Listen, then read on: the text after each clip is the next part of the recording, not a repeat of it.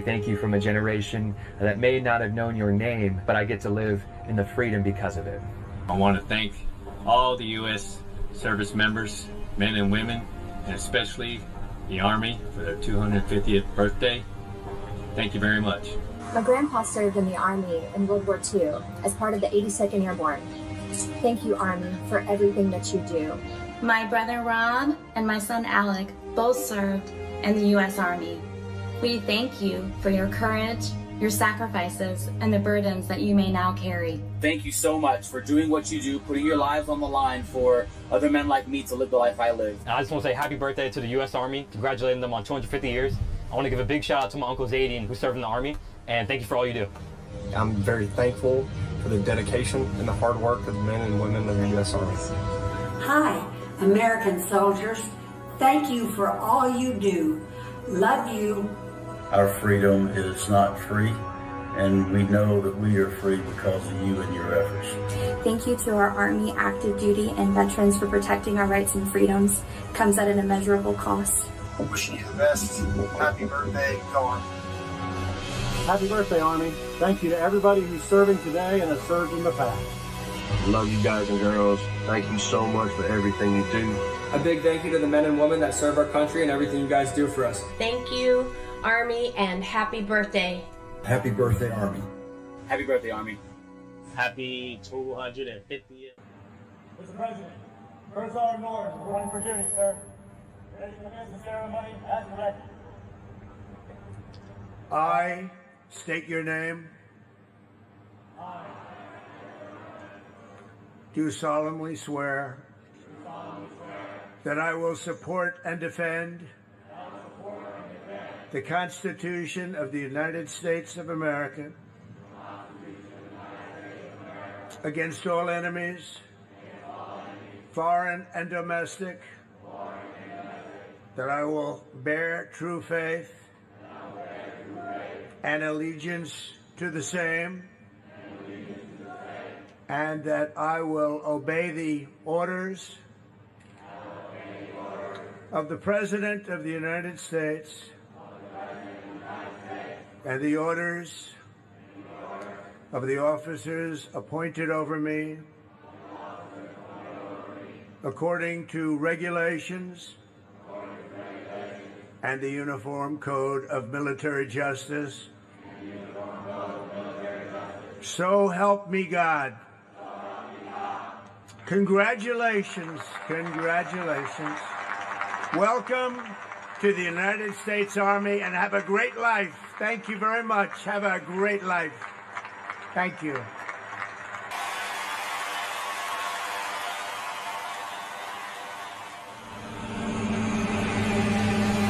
This week we honor 250 years of valor and glory and triumph by the greatest fighting force ever to walk the face of the earth, the United States Army. Each of you on the field today is among the most talented members of your generation. You could have done anything you wanted. You could have gone anywhere. You could have gone to any school. Matt's incredible heroism helped ensure that not a single American soldier died in the Battle of Shock Valley. For 2.5 centuries, our soldiers have marched into the raging fires of battle and obliterated America's enemies. The dignity, daring, and devotion of the American military is unrivaled anywhere in history and any place in the world. Our soldiers do not rest until they win. Our citizens know that you're standing guard, killing terrorists, crushing our enemies, and keeping America safe. But you're also keeping it strong and proud and mighty and free. This week we remember that we only have a country because we first had an army. As President of the United States, let me express my undying gratitude for every soldier here today, for every veteran and their incredible families, and for every patriot who has worn the uniform. Our debt to you is infinite and everlasting. With the grace of God, America will always prevail.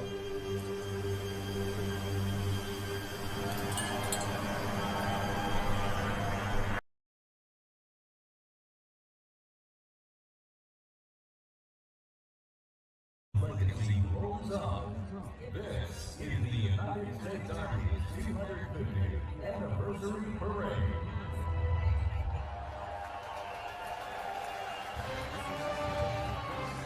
Please welcome the Chairman of the Joint Chiefs of Staff, General Dan King.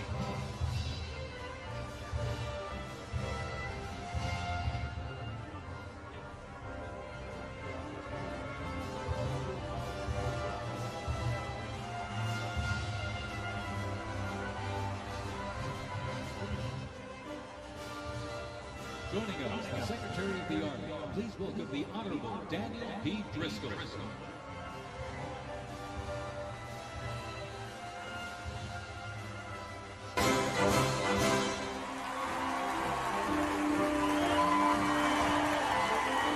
Ladies and gentlemen, please welcome the Secretary of Defense, the Honorable Pete Hegseth.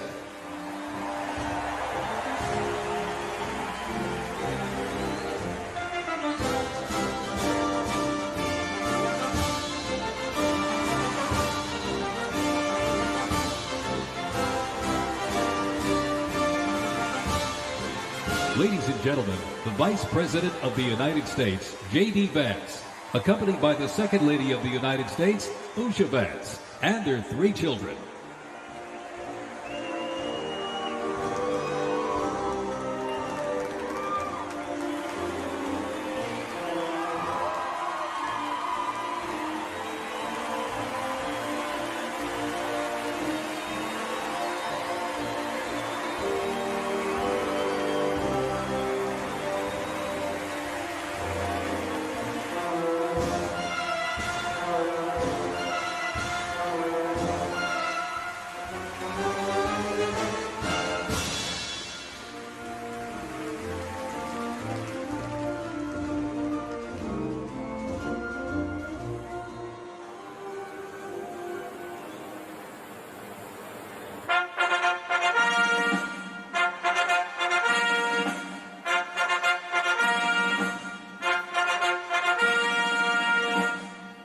Ladies and gentlemen, please welcome the President of the United States, Donald J. Trump, and First Lady Melania Trump.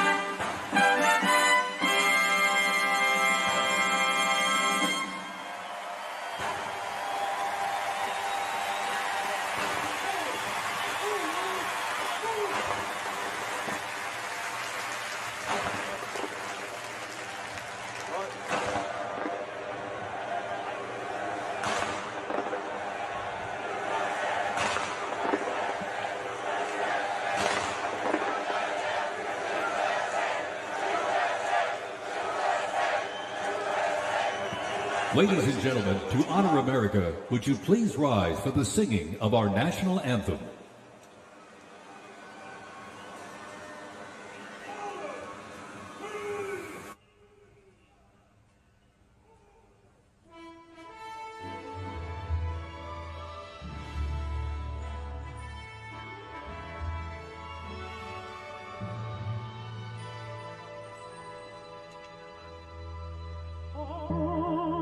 Can you see by the dawn's early light what so proudly we hailed at the twilight's last gleaming,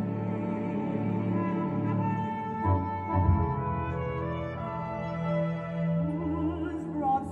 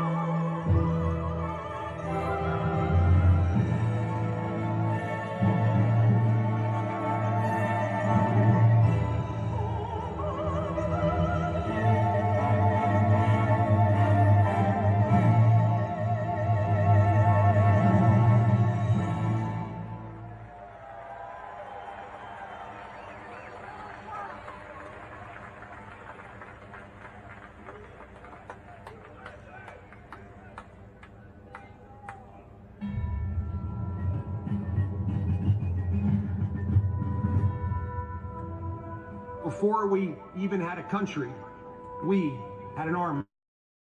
A small, unorganized group of shop owners and farmers, but they fought the most powerful army in the entire world to a standstill in Concord, Lexington, and Bunker Hill. Then our Continental Congress chose George Washington as general of our Continental Army. But it wasn't until 1 year later, on July 4th, 1776, that news arrived of the signing of our Declaration of Independence. Now we had a new army and a new nation. With little gunpowder, no shoes, bloody feet, few cannons, little training, and even less food. Valley Forge started in December. They went into winter camp in December of 1777. Approximately 2,000 Americans died that winter of disease. They lived through hell, but they never ever gave up. Not this army, not this first American army. Finally, Washington and his army arrived. Here at Yorktown, where they had General Cornwallis and his powerful British army trapped in this city against the sea. All of the preparation that Washington has learned through the course of those 6.5 years meets its full force here at Yorktown, and he employs it brilliantly. Sailing from the Caribbean, the French Navy arrived and took on the British fleet. Washington decided to make his move. Our men began digging to get closer and closer to the fort, finally getting within rifle and cannon range. Naturally, George Washington chose to set off our first cannon shot. The British had two small forts in front of the main fort. They were called redoubts 9 and 10. Then, on the moonless night of October 14th, the American and French forces attacked the redoubts. The hand-to-hand combat with bayonets, knives, and fists was bloody, to say the least. But within an hour, we were victorious. And as the sun came up the next day, Cornwallis looked out and realized he was in serious trouble. So he prepared an all-out, desperate counterattack. It didn't work, and the British were forced to surrender. We were supposed to lose to the best army and the largest and most professional navy in the world. But our young army had won the war and our freedom. The freedom we hold so dear. And 250 years later, for what started as a ragtag group of shop owners, has now become the most powerful army in the world. Today, many things are very different from that army here at Yorktown. But one thing remains the same. An undying passion, guts, and love for our country remains deep in the heart of today's army. When I look into their faces, you can see it. That will never change. God bless the United States Army, and God bless the United States of America.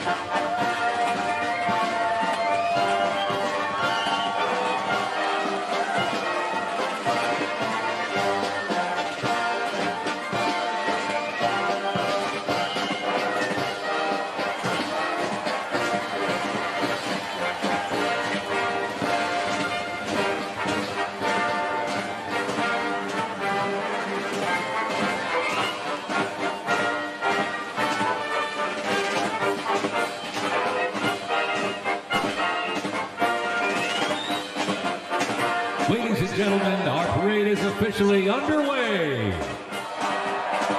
Up first, internationally renowned as one of the world's finest professional music organizations, the United States Army Band, Marching Zone. They are the premier music organization of the U.S. Army, our nation's most senior service. Stationed at Joint Base Meyer-Henderson Hall, Virginia, it plays an important musical role in events of national and international significance. They were founded back in 1922 by Army Chief of Staff John J. Pershing. They're led today by Colonel Bruce R. Pulver and Drum Major Rob Moore. Today, Pershing Zone is playing a melody entitled The Army Goes Rolling Along. This was actually written in 1908 by the then Lieutenant Edmund Louis Snitz Gruber, which was a descendant of Franz Gruber, who composed Silent Night. It was originally written to be the 5th Artillery Regimental song titled The Caissons Go Rolling Along, and in 1956 the lyrics were revised by Harold Arberg as the official song of the U.S. Army, and then retitled The Army Goes Rolling Along. Pershing Zone carries on its century-old legacy, playing a march that brings pride to every soldier, the Army Song. The 3rd Infantry Regiment, the oldest active duty unit in the U.S. Army. Established back in 1784, the unit was dubbed the Old Guard by Major General Winfield Scott during a victory parade in Mexico City after the Mexican War.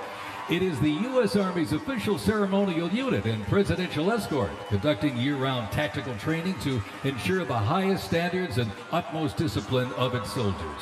The unit routinely represents the U.S. Army and our nation in official ceremonies, major sporting events, and their own, the U.S. Army's own Twilight Tattoo. The Old Guard also maintains 24-hour vigil of the tomb of the unknown soldier, while also conducting funeral services honoring our fallen heroes in Arlington National Cemetery. The regiment's 50 campaign streamers stand as a testament to its long, faithful service to our nation. Ladies and gentlemen, the 3rd Infantry Regiment, the Old Guard.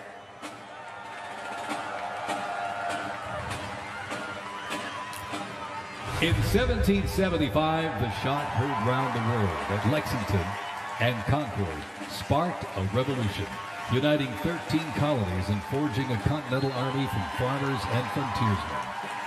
Against the odds, they turned the tide at Trenton and Saratoga, survived Valley Forge, and at Yorktown forced a British surrender, securing independence and giving birth to the United States of America.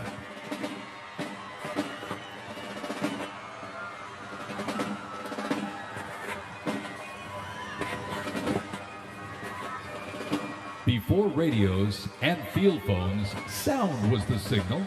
In the Continental Army, fifes and drums carried commands across the chaos of battle, telling soldiers when to advance, when to retreat, eat, even when to rest. That legacy actually lives on today with the U.S. Army Fife and Drum Corps, part of the 3rd Infantry Regiment known as the Old Guard. Founded back in 1960, they're the only unit of their kind in the armed forces.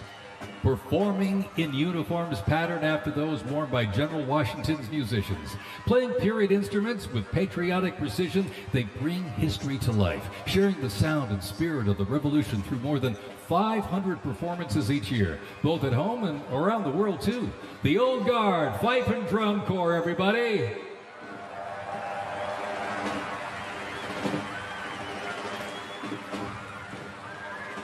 And now, from high above, ladies and gentlemen, celebrating 250 years, States Army Parachute Team, the Golden Knights. Descending at over 120 miles an hour, the Golden Knights are using flexible wing gliders to maintain their formation.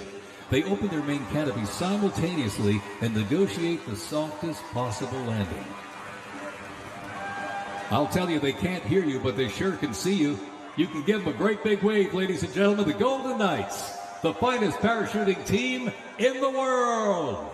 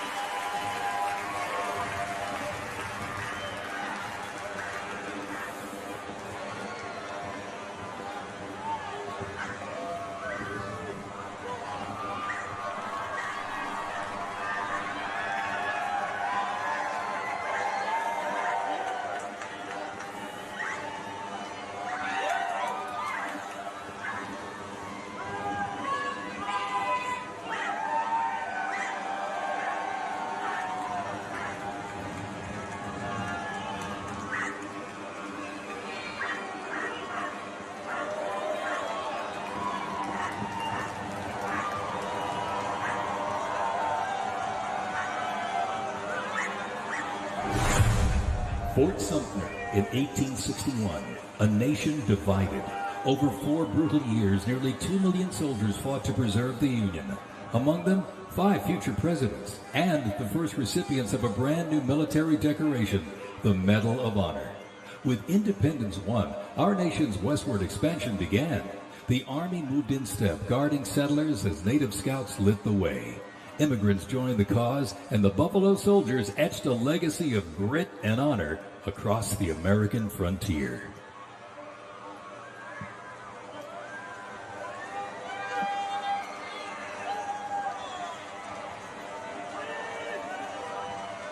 As they march by, a soldier's uniform signals their duty, their role, and their readiness. And by the late 1850s, official regulations outlined distinct looks shaping the Army's identity and function across the force. Soldiers were issued 2 coats. One, a short sack coat for work and battle, with brass buttons and colored trim that marked their rank. Well, by war's end, that rugged sack coat became the soldier's uniform of choice. As the war escalated, volunteer enlistment surged. Congress authorized support for a force of up to 500,000 new troops, answering the call to preserve the Union. As they march by, representing the Civil War era of our nation's history, is the 4th Infantry Division based out of Fort Carson, Colorado.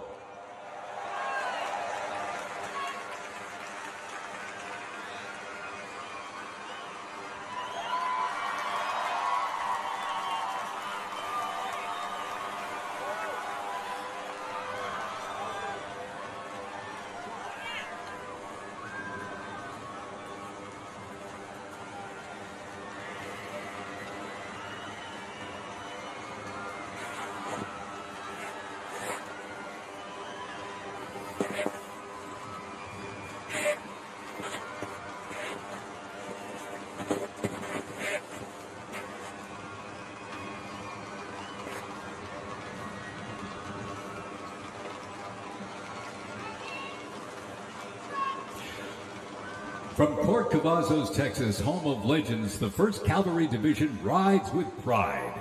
Born from the thunder of horse cavalry traditions of the Civil War, the 1st team forged its reputation on the front lines of history. They stormed Manila with the flying column, charged into Pyongyang as the first to breach the line and face the brutal crucible of Ia Drang, the first of 13 named campaigns in Vietnam where they proved their mettle. Today, that same warrior spirit lives on. You'll know the name, and you'll know them by their iconic cav hats, elite soldiers, and cutting-edge equipment. Tough, fit, fearless. The 1st Cavalry Division is a lethal, disciplined force that stands ready to fight and win anywhere, anytime, and the legacy rides on. This is the Cav.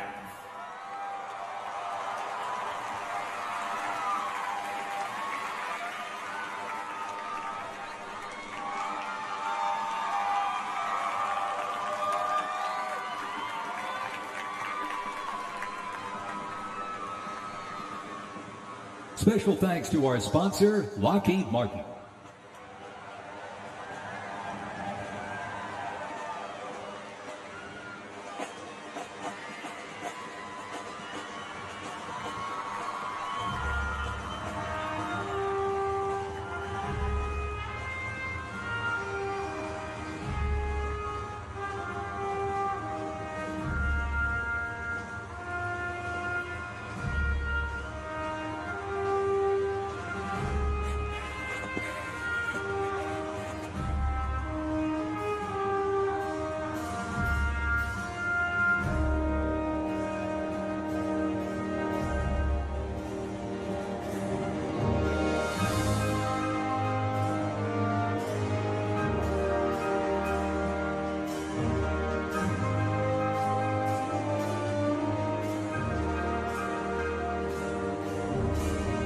In 1914, years of escalating competition between European alliances culminate in the outbreak of the First World War. The 2 sides engage in the savage war of attrition, defined by opposing trenches, barbed wire, poison gas, and mass casualties. The United States initially maintained its neutrality, but was eventually drawn into the conflict in 1917. Despite having less than 130,000 soldiers at the beginning, the Army eventually grew to over 4 million, with nearly 2 million soldiers serving in Europe. In 6 months of fighting, nearly 50,000 Americans lost their lives, with another 190,000 wounded. The guns fell silent with the armistice of November 11, 1918.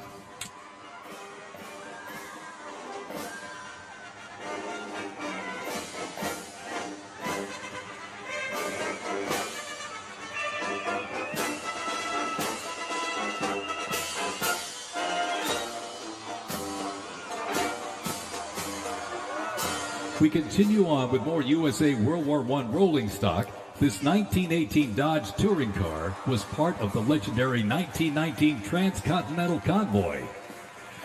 3,251 miles and 62 grueling days across the Lincoln Highway. Now remember, no pavement, no GPS, and no power steering. Just grit, determination, and the drive to push Army mobility into the future. This car literally helped pave the way for the roads we rely on today, and reminds us, when the Army moves, the nation follows. The 1918 Dodge Touring Car.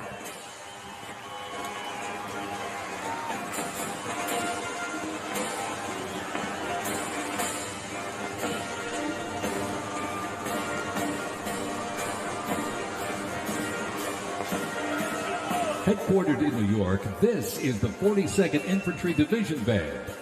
At the start of World War I, the 42nd Infantry Division was formed with troops from 27 National Guard units, stretching across the country like a rainbow.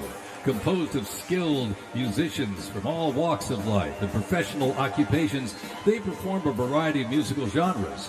Though their mission is primarily a musical one, the members were ordered into active federal service back in 2004 in support of Operation Iraqi Freedom 3. The band has also served in support of numerous state active duty missions, including cleanup efforts following Hurricane Sandy, distribution support during COVID-19, and recently, support for New York State Corrections.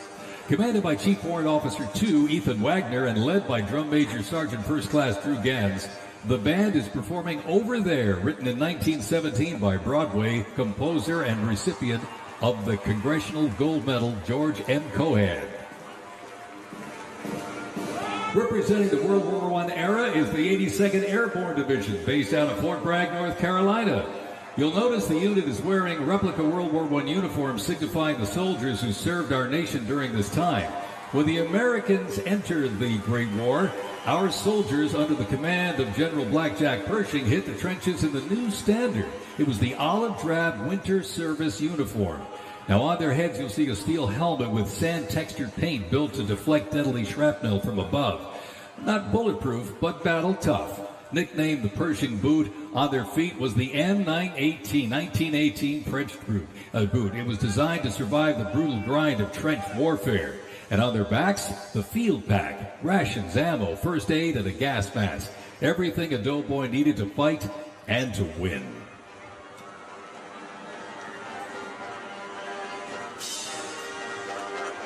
Incidentally, the 42nd Infantry Division was deployed to heavy combat abroad and then deployed again in World War II, ultimately liberating the Dachau concentration camp. The 42nd responded to the terrorist attacks on 9/11. Later, with the war on terrorism, the rainbow stretched across the world again, deploying in Iraq and Afghanistan.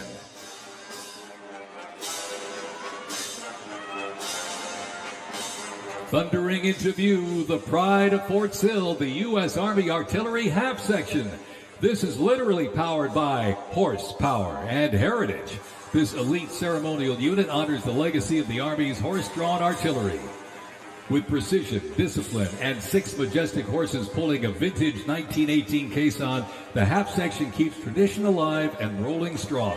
Representing the power, pride, and precision of America's field artillery, this is Fort Sill's finest, ladies and gentlemen.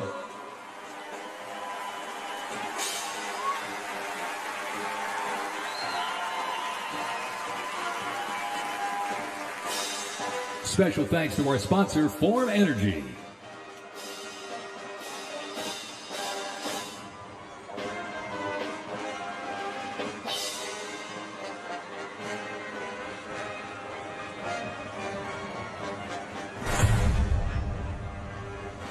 World War II, a global fight for freedom. In history's darkest hour, the United States Army was on the front lines. From the beaches of Normandy to the islands of the Pacific, the greatest generation faced down tyranny and turned the tide.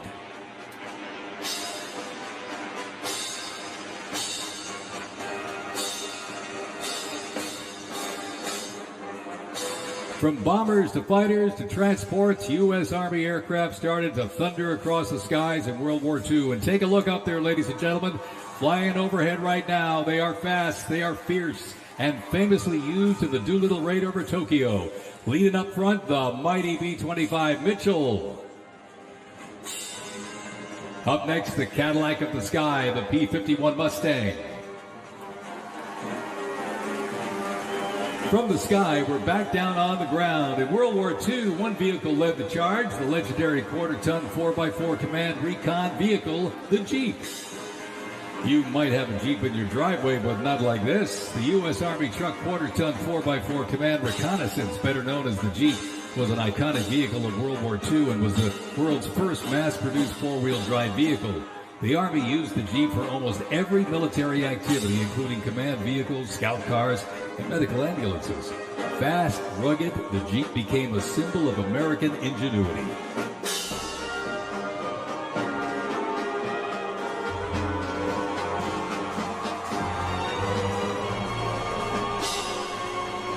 From Fort Bragg, North Carolina, this is the 82nd Airborne Ceremonial Band. The 82nd received the nickname All-Americans after a contest as it represented the diverse origins of its members from every state. This name remains today symbolized by their iconic AA patch. Fort Bragg's finest, ladies and gentlemen. Give them a big round of applause, the 82nd Airborne Ceremonial Band.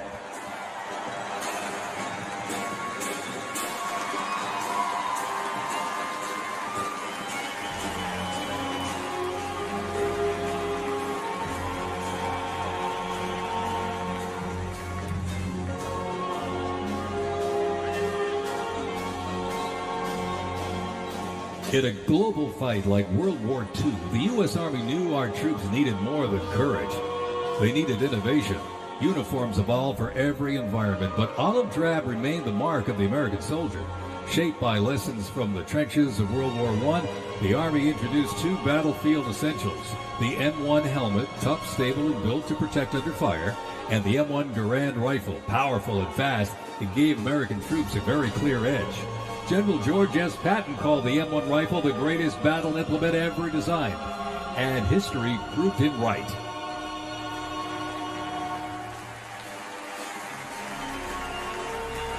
The 82nd Airborne Division. The unit is best known for their bravery on D-Day, when 12,000 parachute and glider troops destroyed German supply lines after fighting for 33 days straight.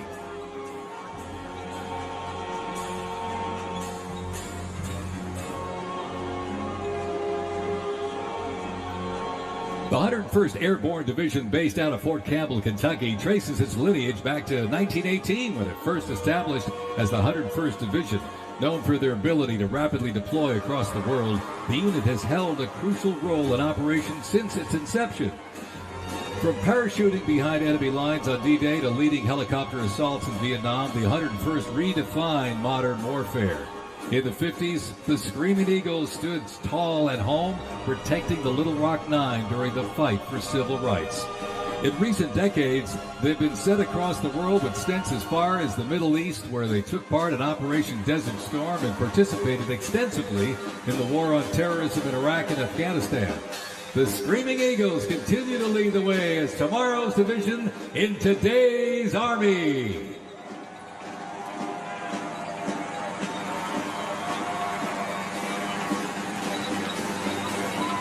The iconic Sherman tank is here, ladies and gentlemen. It was the cornerstone of the U.S. Armed Forces, showing its military might in World War II.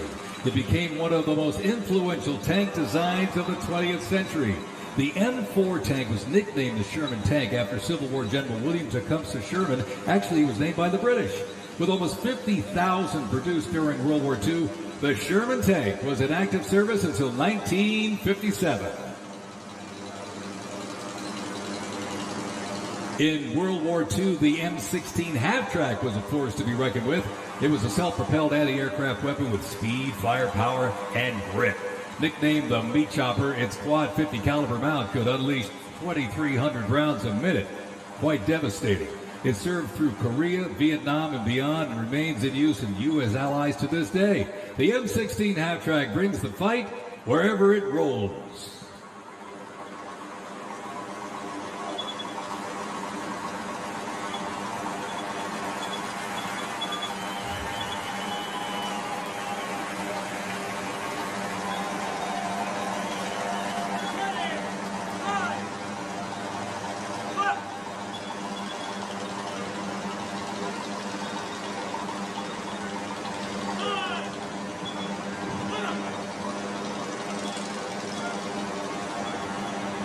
The U.S. Army Transportation Corps motto states, "Nothing happens until something moves."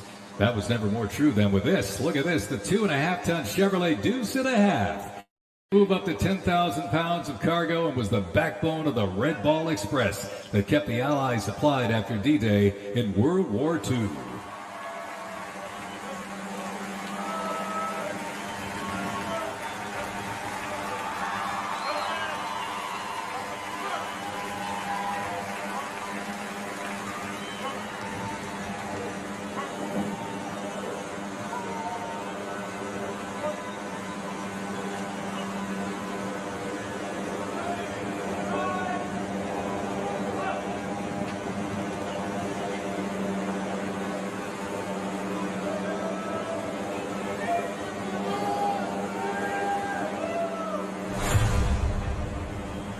The Korean War, often referred to as the Forgotten War, began on June 25, 1950, with the North Korean Army's invasion of South Korea.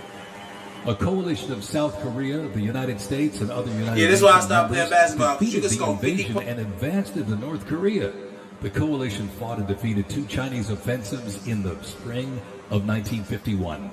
Armistice negotiations began shortly after that defeat in July of 1951 until the armistice was signed 2 years later in 1953. Combat consisted of small attacks, raids, and patrolling. During this war, the United States deployed approximately 6.8 million military forces to the Korean Peninsula.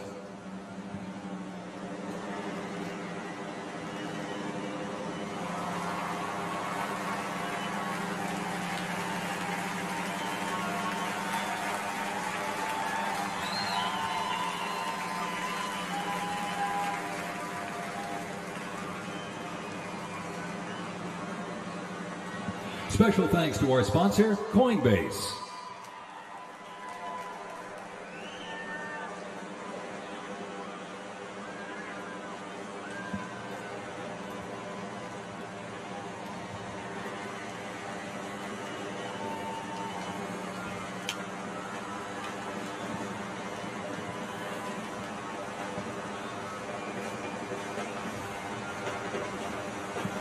The M151 kept rolling along as the lightweight, high-mobility general-purpose vehicle replacing the famed World War II Jeep back in 1961. Officially named the Military Utility Tactical Truck, or MUT, most servicemen generally referred to it as a Jeep. The vehicle spanned more than 40 years in 4 manufacturers and were everywhere that the Army was deployed.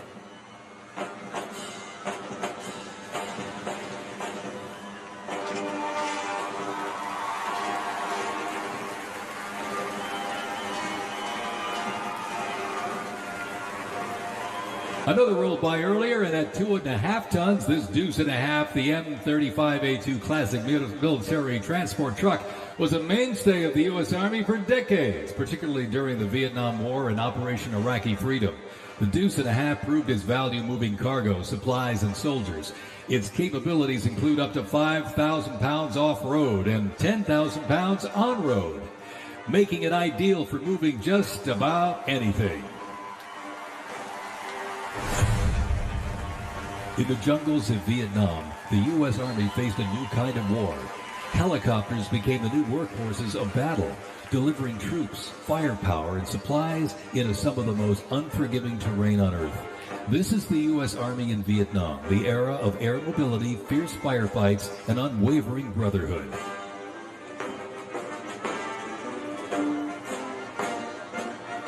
And over the music marching through, the roar of these legendary Army helicopters takes to the air. Flying overhead right now, they help define the Vietnam War. That staccato beat of the rotor blades was a welcome sound to many troops mired in combat. From transport and medevac to close air support and reconnaissance, they brought the fight to the front and pulled the wounded to safety.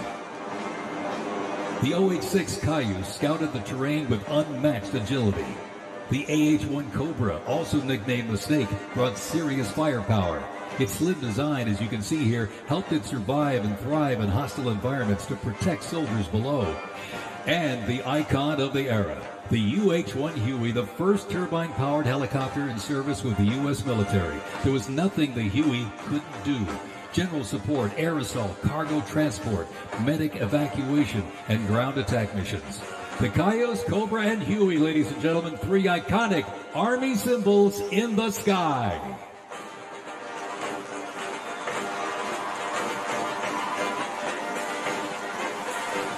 The 1st Cavalry Division Band, based out of Fort Cavazos, Texas, has played a vital role in U.S. military history. Since its origins back in 1855 as the band of the 2nd Cavalry, it has supported operations from the Civil War to Desert Storm.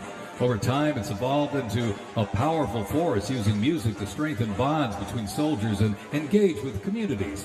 From World War II in Korea to the Vietnam War in Bosnia, the 1st Teen Band has enhanced morale and upheld the division's enduring legacy.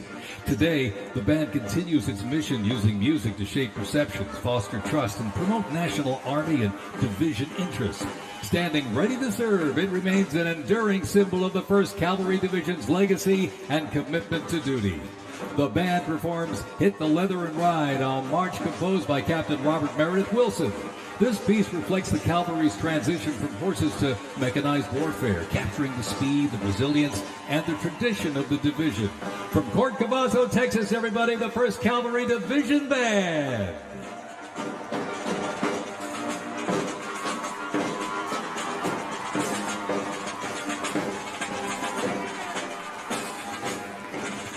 The U.S. Army deployed large numbers of troops in support of the Vietnam War. The first contingent of U.S. Army advisors arrived in Vietnam in the late 1950s, and that quickly grew to a small team of around 100 soldiers, which then expanded to more than 600 over the next decade.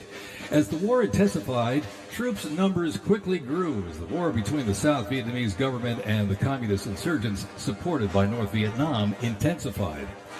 By January 1969, more than 364,200 soldiers organized around 7 divisions and 20 separate combat brigades.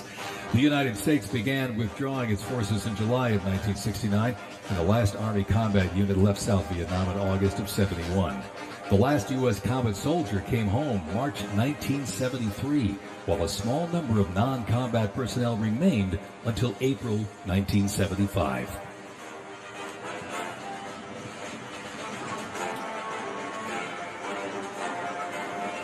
Representing the Vietnam War era is the 101st Airborne Division based out of Fort Campbell, Kentucky.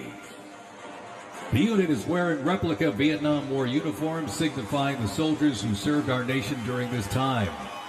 Blistering heat, thick humidity, and unforgiving terrain demanded uniform innovation. And the Army, they delivered. New lightweight uniforms were constructed to move with the soldier. The M16 replaced the M1 Garand, calling for redesigned ammo gear and faster reloads in combat.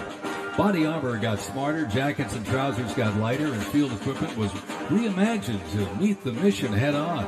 Gone were the heavy Mickey Mouse boots, replaced by canvas tropical combat boots that offered better grip, faster drying, and all-day endurance.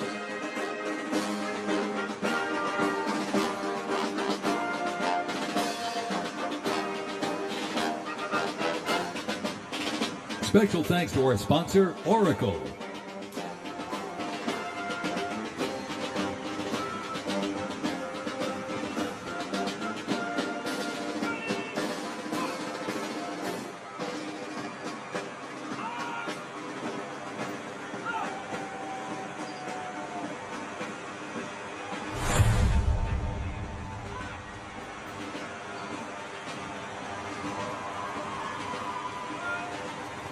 When Saddam Hussein's Iraq invaded Kuwait in August 1990, the U.S. Army deployed to Saudi Arabia to deter further Iraqi aggression in the region for what was known as Operation Desert Shield.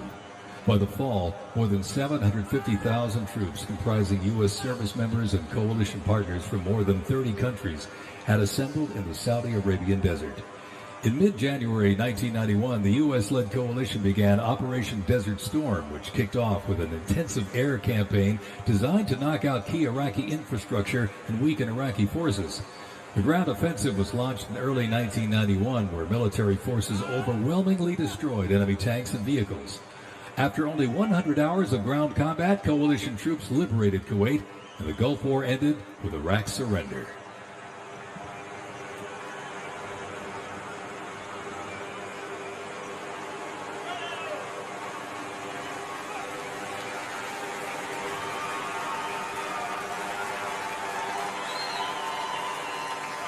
From Fort Riley, Kansas, this is the 1st Infantry Division, one of the Army's most storied divisions. Nicknamed the Big Red One because of the distinctive red on their unit patch, as the oldest continuously serving division in the U.S. Army, the unit has participated in every major operation since World War I, living up to its motto, no mission too difficult, no sacrifice too great, duty first. The 1st Infantry Division was originally established as the 1st Expeditionary Division in 1917 and spearheaded the American Expeditionary Forces in France during World War I. In World War II, the Fighting First stormed Omaha Beach on D-Day and liberated Nazi concentration camps. The highly decorated unit has had 37 members of the Big Red One awarded the Medal of Honor. In Washington, D.C., the 1st Division Monument stands in President's Park, memorializing those who died while serving in the 1st Infantry Division. Ladies and gentlemen, they are the Big Red One, the 1st Infantry Division.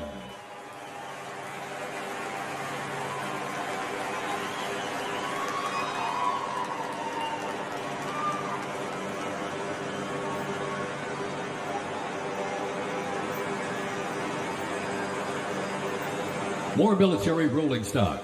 During Operation Desert Storm, the M2 Bradley fighting vehicle proved its value on the battlefield. It is fast, it is tough, and it is lethal. Named for General Omar Bradley, a leader from West Point's famed class of 1916, the Bradley was built to carry troops into combat with protection and power. Armed with a 25mm chain-driven cannon and twin-tube launched optically tacked wire-guided missiles, it played a critical role in clearing the way during the ground assault into Iraq. While the Paladin looks and sounds like a tank, it is technically a self-propelled howitzer and was first introduced back in the 1960s. Over the years, it's been upgraded to perform in versatile battlefields from Vietnam to the Soviet Union to Iraq.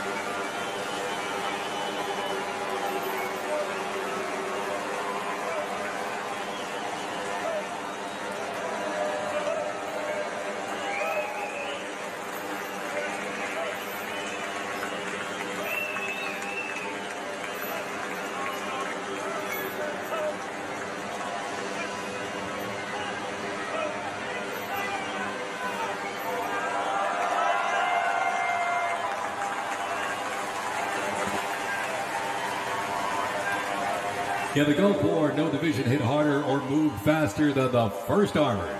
The 1st Armored Division, nicknamed Old Ironsides, is the oldest, most recognizable armored division in the United States Army. As part of the buildup for World War II, cavalry and reconnaissance units were brought together to form the 1st Armored Division in 1940.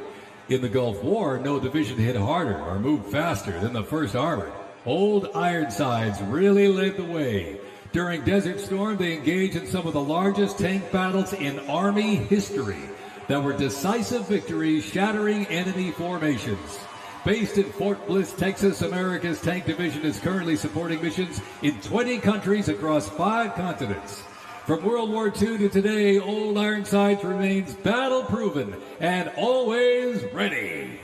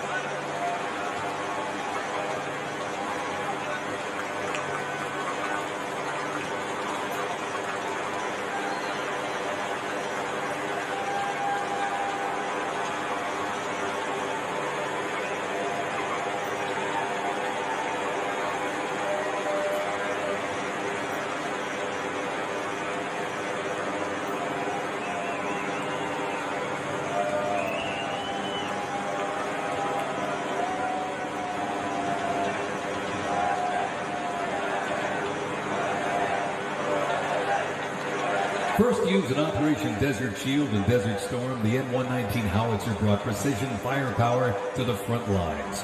Lighter and more mobile than larger artillery, it was built for the infantry brigade, able to fire high into the air or directly at the target depending on the mission. Whether used in battery formation or as a standalone support weapon, the M119 delivered reliable, responsible fire when it mattered most. Still in service today, including on the front lines in Ukraine, it remains a trusted part of the Army's arsenal.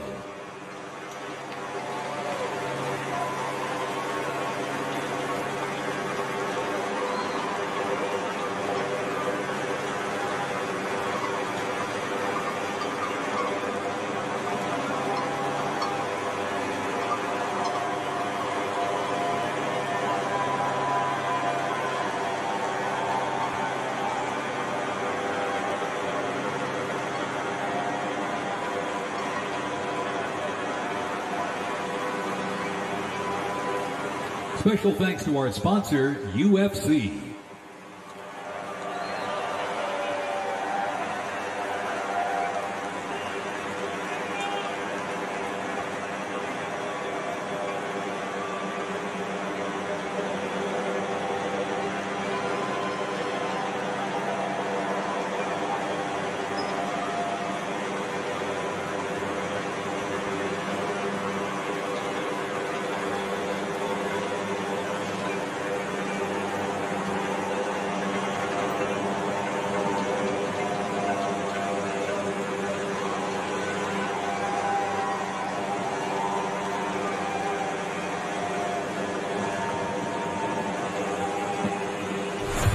On September 11, 2001, terrorists destroyed the World Trade Center in New York City and struck the Pentagon in Washington, D.C. using commercial airliners.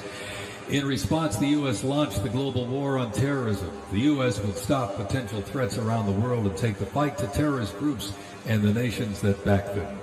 The Army immediately deployed forces to Afghanistan to destroy Osama bin Laden's al-Qaeda terrorist organization and depose his sponsors, the ruling Taliban. The 2003 President Bush expanded the war to Iraq. Soldiers and other armed services overthrew Iraq's dictator Saddam Hussein. The fight to stabilize Iraq and prevent terrorist groups from overthrowing its new government continues to this day. The campaign in Afghanistan lasted until 2021 when U.S. forces withdrew and the Taliban returned to power. Over the course of the two-decade conflict, over 2 million servicemen and women, less than 1% of the American population, deployed in support of the global war on terrorism. Most of those who served were members of the United States Army.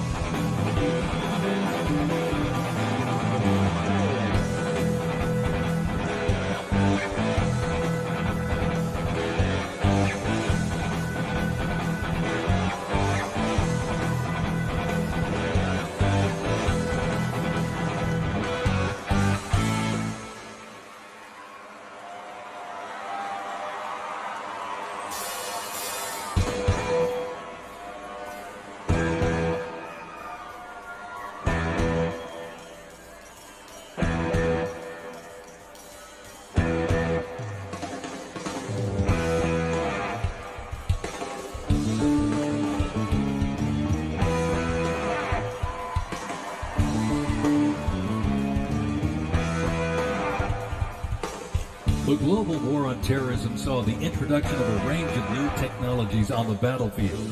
The 8-wheeled Stryker Armored Combat Vehicle is the first new military vehicle to enter service in the U.S. Army since the Abrams tank back in the 1980s. The vehicle was developed to fill a gap in the Army's inventory between a lighter infantry and heavy armored unit. The Stryker Armored Combat Vehicle enables the team to maneuver in close and urban terrain, plus provide protection in open terrain and transport infantry quickly to critical battlefield positions. The first Stryker vehicles were fielded back in 2002 with the first Stryker Brigade combat team deploying to Iraq in 2003.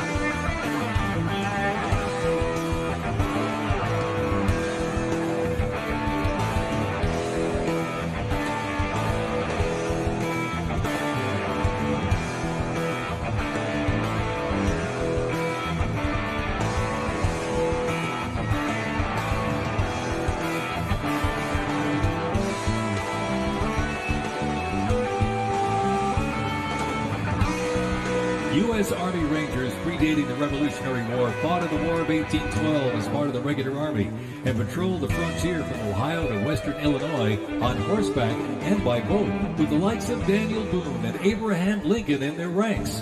After the 9/11 terrorist attacks, Rangers were called upon to lead the way in the global war on terrorism. As part of the U.S. Army's Special Operations Command, the 75th Ranger Regiment, based out of Fort Bragg, North Carolina, represents a lethal, agile, and flexible force capable of conducting many complex joint special operations missions. Today's Rangers Regiment is the Army's premier direct action raid force. It is always combat ready, mentally and physically tough, and prepared to fight our country's adversaries.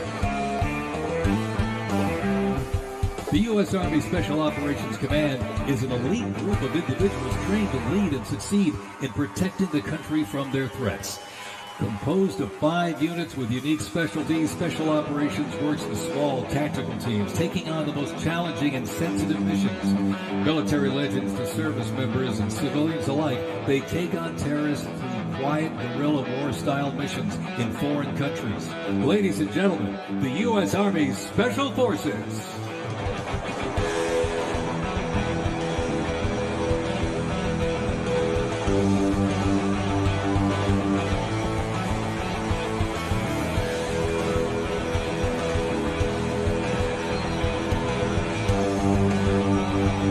The Stryker Brigade Combat Team combines the capacity for rapid deployment with survivability and tactical mobility.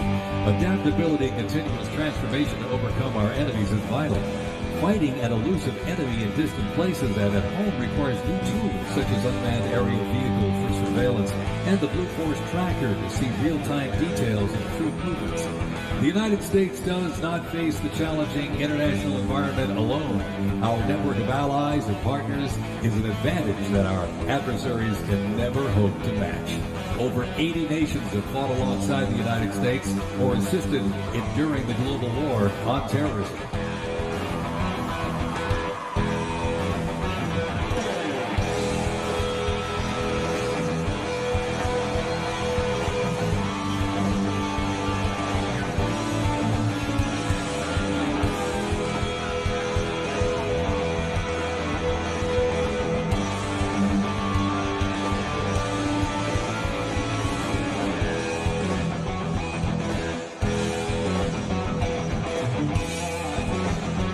The 10th Mountain Division's climb to glory began with its establishment as the 10th Light Division in July 1943, the only one of its size in the U.S. military to receive specialized training for fighting in mountainous conditions.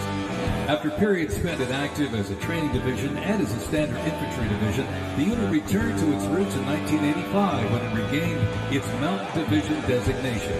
In the 1990s, the division participated in numerous humanitarian and peacekeeping operations. During the War on Terrorism, the 10th Mountain Division proved their mettle as light fighters through repeated deployments to Afghanistan and Iraq. Now, since 2002, the 10th Mountain Division, based out of Fort Drum, New York, has been the most deployed regular Army unit. Its combat brigades have seen over 20 deployments to both Iraq and Afghanistan in support of Operation Iraqi Freedom and Operation Enduring Freedom. To show America's military might, they have one purpose: to deter war and, if ordered, defeat the enemies of the United States of America. They are the 10th Mountain Division.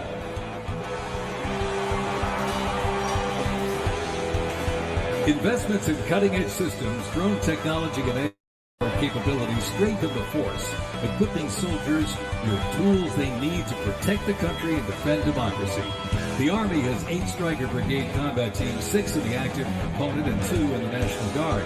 More than 2/3 of the 7,000 servicemen and women who sacrificed their lives fighting the global war on terrorism were part of one of the Army's 3 branches: active duty forces, the Army Reserve, and the Army National Guard. The Army is continuously transforming to deter aggression to ensure our adversaries cannot outrange or outpace us.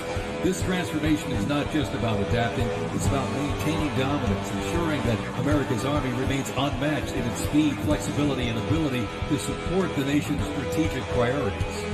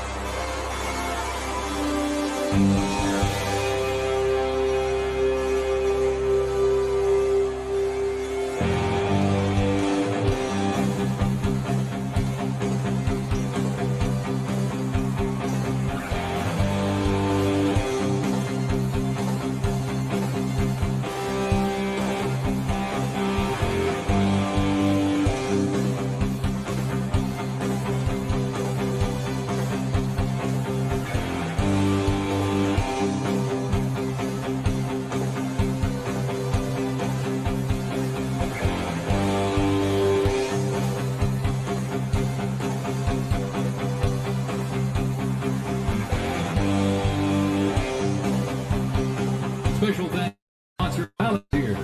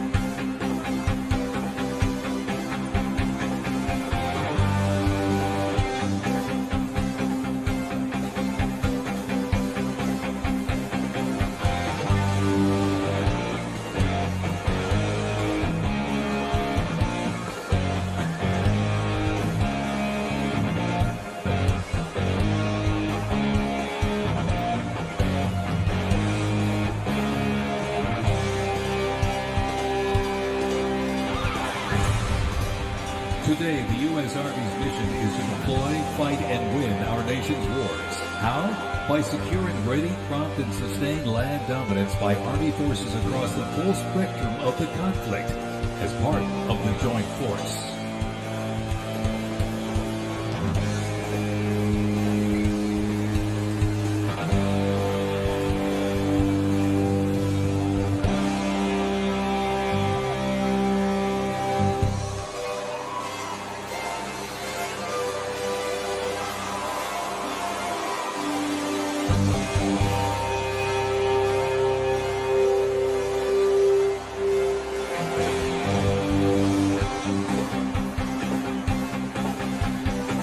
Keeping the Army forces battle-ready and nimble makes transportation for the U.S. Army a very vital element.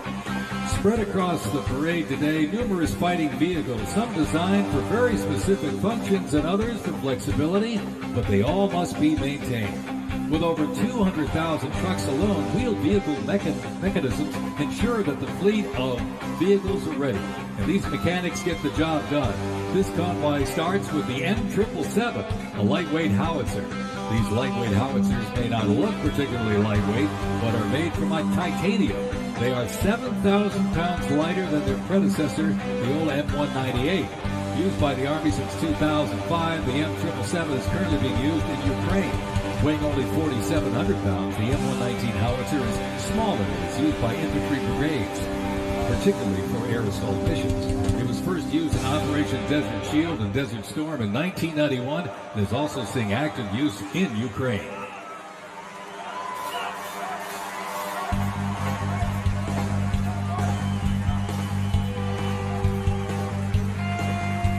The 7th Infantry Division, stationed at Joint Base Lewis McChord, has been seeing continuous combat action ever since activation in World War I. From Europe to the Aleutian Islands, Japan, Korea, Afghanistan, and the Pacific, the Bayonet Division boasts a proud history of answering the call of its motto, "Trust in Me," with resolute dedication.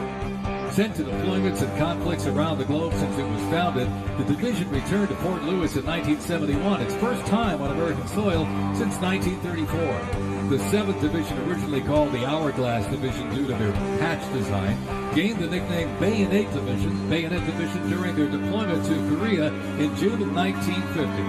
At Incheon Landing during the liberation of Seoul, they were credited with plunging the bayonet into the heart of the enemy, with 13 members of the division receiving the Medal of Honor. The 7th enables and sustains the combat readiness of 2 Striker Brigade combat teams and a Combat Aviation Brigade.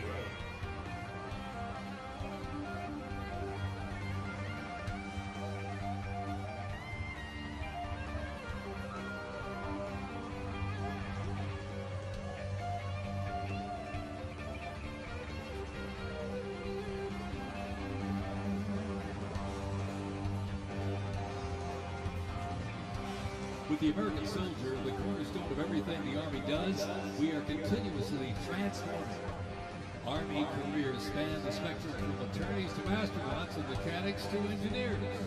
The Army's greatest asset is our people, the finest men and women our great nation has to offer, with a myriad of talents that make us stronger. Aside from its people, the Army's next greatest asset is its technology and equipment. Coming up next, these vehicles offer a glimpse of what the Army employs for readiness and battle. The portable howitzers and the portable Abrams tank were used extensively in the Gulf War, along with Bradley tanks and the infantry squad vehicle.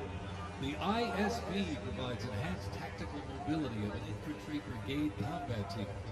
This allows commanders greater freedom of movement and action. The ISB provides the warfighter with increased flexibility to ensure infantry units maintain momentum to achieve mission success.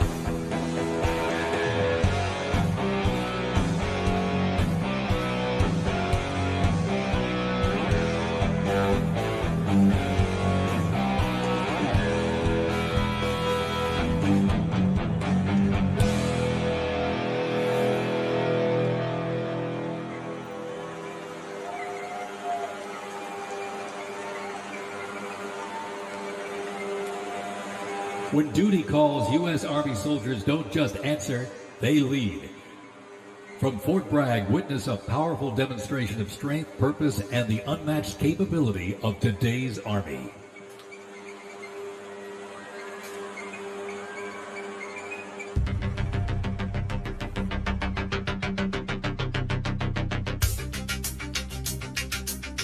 The Army has made me see my potential, and I feel like it's molded me into a better person.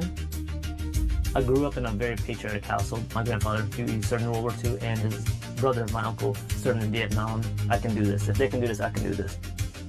When I was born, my dad was still serving in the military, and him coming home in his uniform, I'm like, yeah, I want to do that. Here for takeoff. My motivation, I think it follows in line. I think with what my family's done is kind of a sense of duty to serve our country and give back since it's given us so much.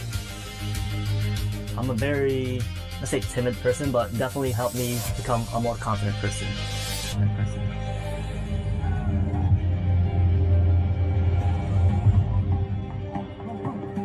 Working with a group and my peers, it really shows how much working with a team can strengthen you. All right, ready to go?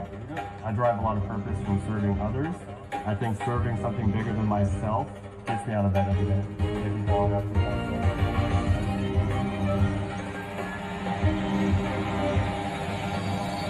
I definitely pushed myself further than I ever thought I could go.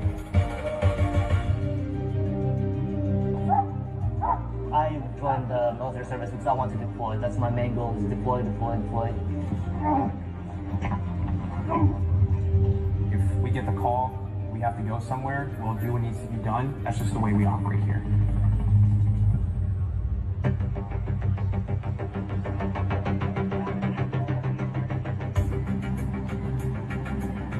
This is one of the few jobs in the nation where we all take an oath to say, I'm willing to put my life on the line for you, and they're willing to put their life on the line for me.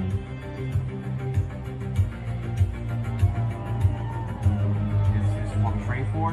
This is what I want to do. My team leaders and squad leaders, they know exactly what to do. Check equipment, check weapons, check ammo.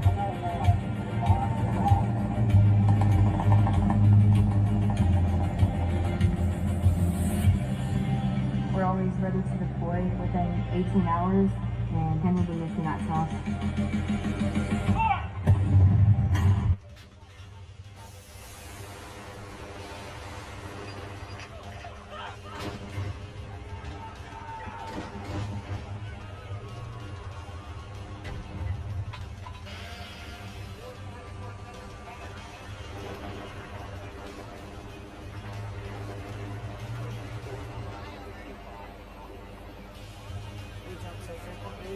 So that our jump masters and paratroopers are ready to deploy. I'm very passionate about being a jump master. Paratroopers, they see you, you know, they believe in you. I love to instill that confidence and passion into those paratroopers. It's a rush. It's great.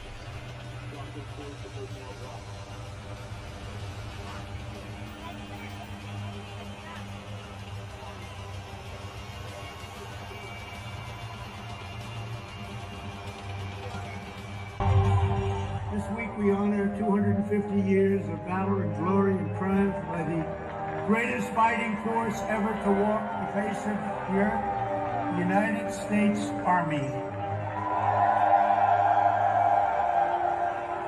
For 2.5 centuries, our soldiers have marched into the raging fires of battle and obliterated America's enemies. I love the Army. It is a great place to to set yourself up for success, to prepare yourself for the future. God bless you, God bless our soldiers, and God bless the U.S. Army.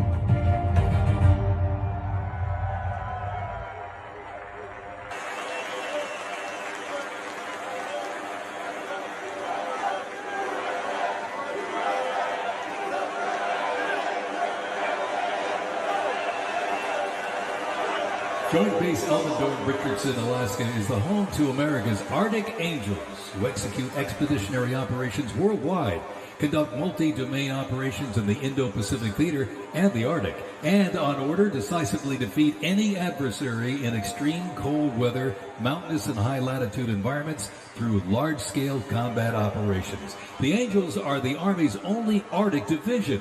Masters of Arctic warfare, the 11th serves worldwide in all climates. Established in November of 1942, the Angels of the 11th Airborne Division led the way in the Philippines during World War II and spearheaded an amphibious invasion of Luzon and distinguished themselves during the liberation of Manila.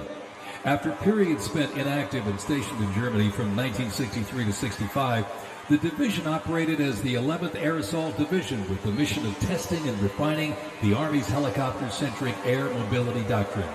Activated once again in June of 2022, they remain dedicated to defending America's interests throughout the Arctic, in Alaska, and beyond.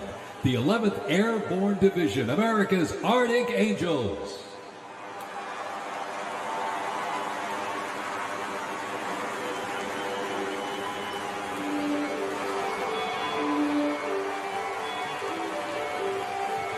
Requiring ongoing maintenance in the field and on base because nothing happens until something moves, wheeled vehicle mechanics supervise and perform maintenance, repair, and recovery operations on vehicles that serve the Army in a variety of mission-critical roles. Included in the array of mobile artillery such as Paladins and the Abrams tank is the Joint Light Tactical Vehicle known as the JLTV. It's highly adaptable, providing protected and sustained mobility for personnel and payloads. The JLTV is known for its off-road capability while providing armor against small arms and improvised explosive devices.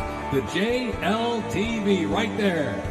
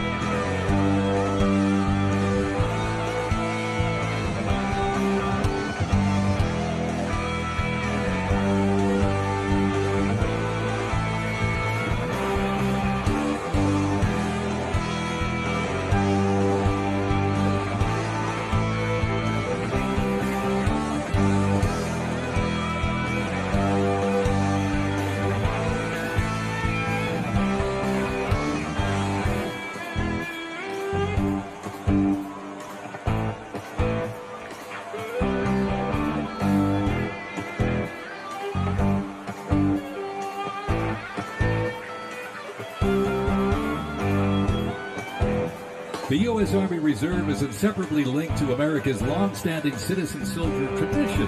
Organizationally, the Reserve's roots lie in the Medical Reserve Corps, established back in 1908 to provide a ready reserve of medical manpower. This organization was folded into the new offices of the Officers Reserve Corps in 1917. Reserve organizations furnished crucial manpower to the Army during World War I and emerged into 1920 into the Organization of Organized Reserve. During World War II, the Army activated 26 Organized Reserve Infantry divisions, and roughly a quarter of the Army's officer corps came from the reserves during the conflict. During the Korean War, the Organized Reserve Corps was reorganized and redesignated the U.S. Army Reserve. The Army Reserve has since served as a vital source of manpower for the force during times of need, gradually transitioning from a strategic force to an operational force in response to the pressures of the war on terrorism.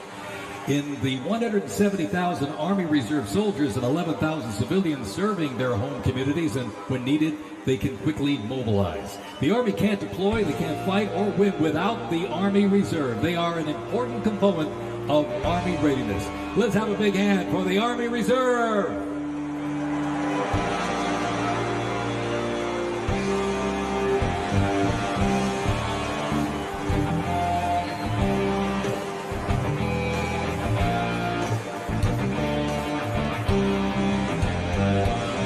Tomorrow's Army looks to increase safety and survivability, create efficiency, and streamline processes. The Stryker is a great example of assessing evolving needs and developing the solution.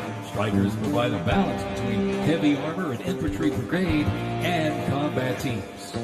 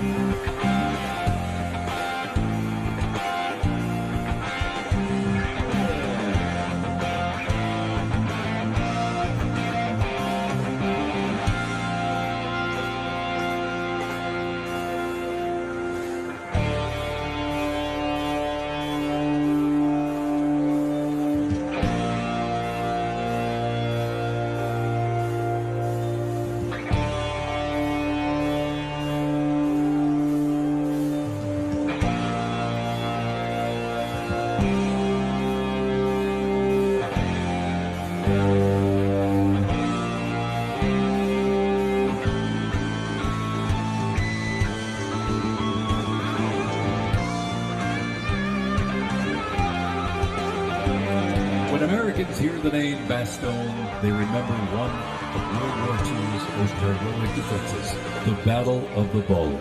Surrounded by German forces in the frozen forest of Belgium in December 1944, soldiers of the 101st Airborne held the line.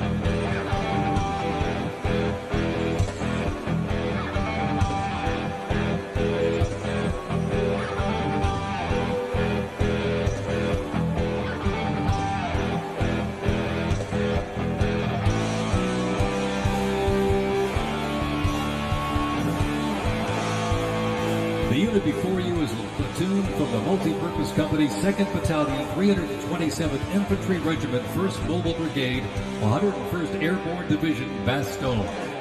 They are showcasing the Army's Transformation in Contact Initiative, a program that allows the Army to rapidly test, evaluate, and equip our soldiers with the newest technologies. Modern, mobile, and mission-ready, the Bastogne Brigade continues to adapt to new threats while staying rooted in the fierce resilience that defined its birth. They are carrying the next-generation squad weapons, the XM7 and XM250, both equipped with the XM157 optic. The vehicles are the infantry squad vehicle, a new mobility asset that can rapidly move through most terrain types. The trailer is the S-MET, and it's capable of carrying heavy loads under its own power through restrictive terrain. This platoon is equipped with 3 types of small unmanned aerial systems. They are the Ghost X, located on the S-MET, the C-100, and right above us there, the X-10D, which are flying above the formation right now.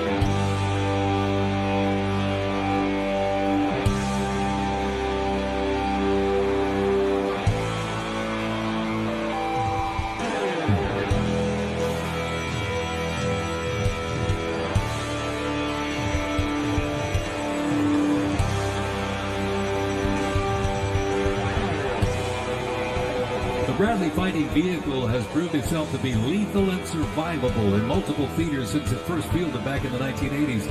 Designed as a troop transport, tank killer, and to match speed with an Abrams tank, the Bradley is a fierce fighting machine.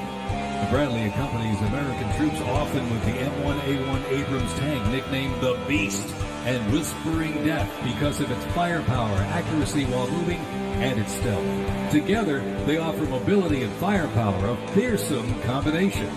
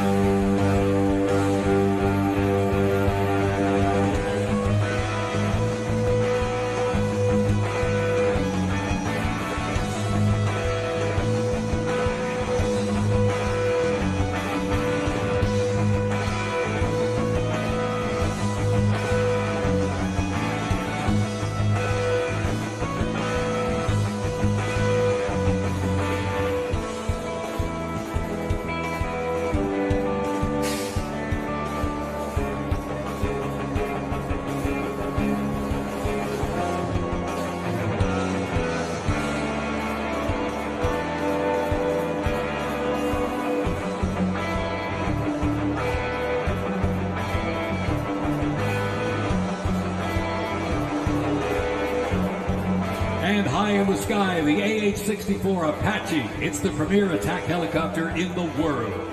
The Apache entered service in the mid-1980s and continues to evolve and modify to meet worldwide threats. It can deliver intense fire on the battlefield with an array of aerial rockets, guided Hellfire missiles, along with 30mm cannon fire. The aircraft you see here is configured with a sophisticated targeting radar system and can operate in poor visibility and in the black of night. With more than 1,280 aircraft in operation accumulating over 5 million flight hours, 1.3 million of which have been in combat, the AH-64 Apache represents the backbone of the U.S. Army's attack helicopter fleet and a growing number of international defense forces.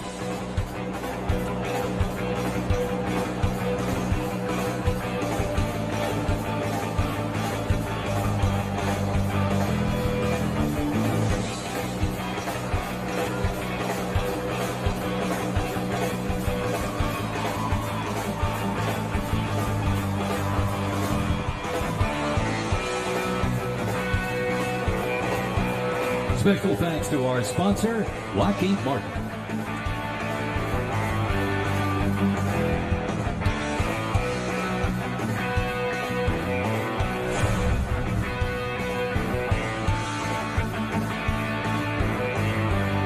Now, let's roll on to the future of Army readiness. The Army Research Laboratory robot dogs reflect the latest in Army innovation. Look at this. Much like a true canine, these robots can go where soldiers cannot. They have increased mobility, improved tactical awareness, reduced risk to soldiers, and enhanced teamwork. Replacing soldiers, robot dogs can explore terrain that may be difficult for soldiers to traverse, dispose of explosive ordnance, and act in defensive posture or aggressive capacity when armed.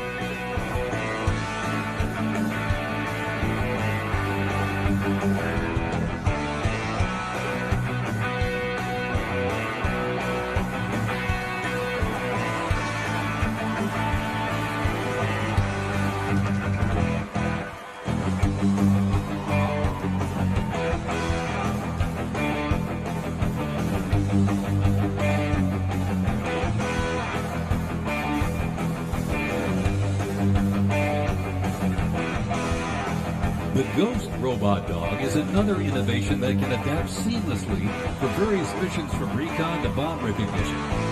These dogs reduce risk and support soldiers completely in high-stakes missions. They have a standard walk speed of 2 miles per hour and are working towards 6.7 miles per hour sprint.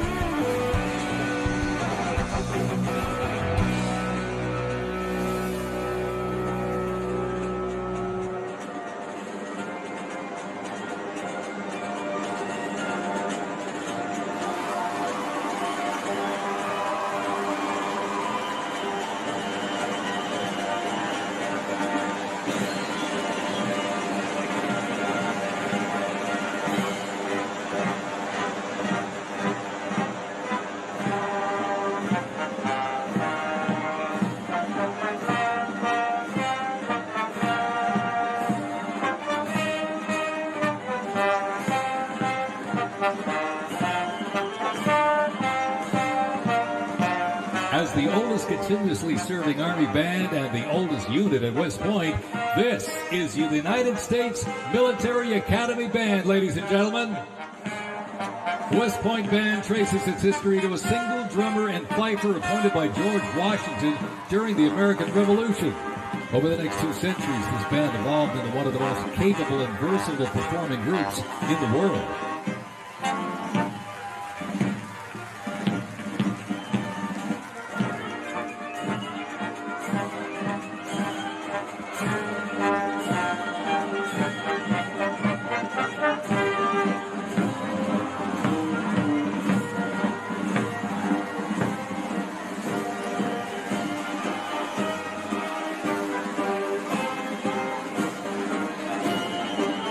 one of the most prestigious institutions in the world where leadership is forged and duty becomes destiny.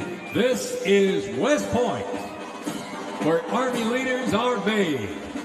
With the motto of duty, honor, and country, West Point trains the best and brightest to serve their country as Army officers. Founded back in 1802 by President Thomas Jefferson, West Point is the home of the Long Gray Line, a legacy of courage and excellence that includes 77 Medal of Honor recipients, 2 U.S. presidents, Grant and Eisenhower, and numerous generals, including John J. Pershing, Douglas MacArthur, and Norman Schwarzkopf.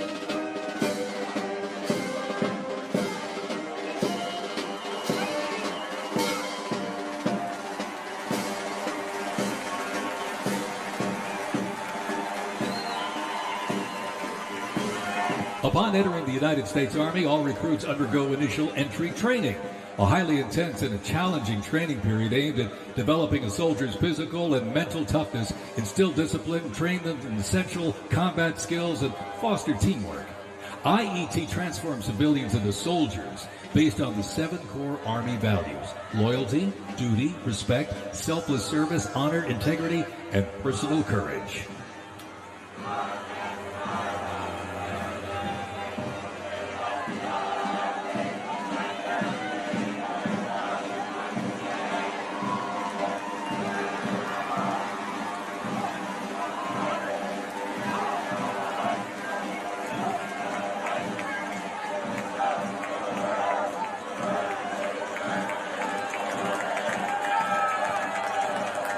The Virginia Military Institute, on a mission to produce citizen soldiers, men and women educated for civilian life, prepared to serve their country in the armed forces. VMI counts on Nobel Prize winner, 11 Rhodes Scholars, generals, 7 Medal of Honor recipients, and a Pulitzer Prize winner among its graduates. As one of the nation's senior military colleges, students at Virginia Military Institute can participate in Army ROTC or the Corps of Cadets. While cadets in the Corps can serve in any branch of the United States military or pursue other careers, those in Army ROTC earn their commission as officers, ready to serve on active duty in the National Guard or Army Reserve. Each year, the Army Senior ROTC Blue Ridge Battalion commissions approximately 130 second lieutenants, ensuring that excellence in leadership continues in generations to come.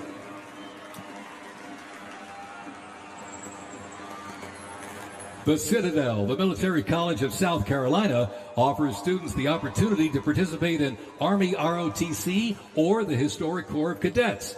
Founded in 1842, the Citadel is the 3rd oldest of the senior military colleges and is known for its Corps of Cadets living and studying under a classical military system that makes leadership and character development essential. While military service is not required in graduation, more than 120 students earn their commission each year through the Army Senior ROTC Palmetto Battalion, playing a vital role in shaping the future.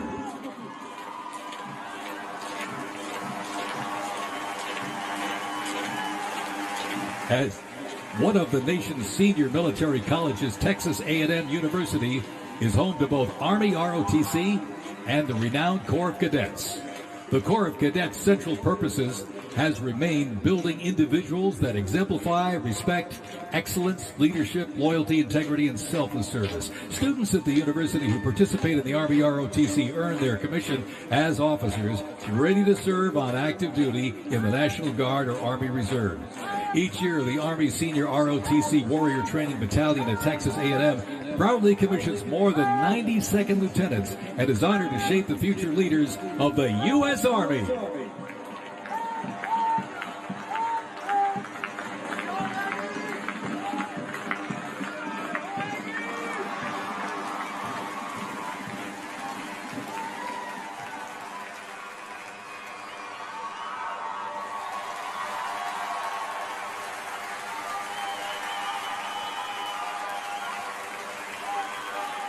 In a powerful display of commitment, these future soldiers will raise their right hand and take an oath of enlistment, pledging to serve our nation.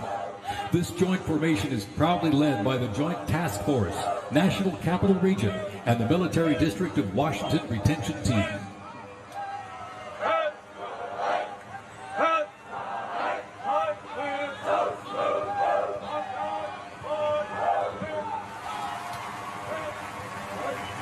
Shaping tomorrow's Army, West Point's most inspiring cadets remind us that America's future is courageous and in capable hands.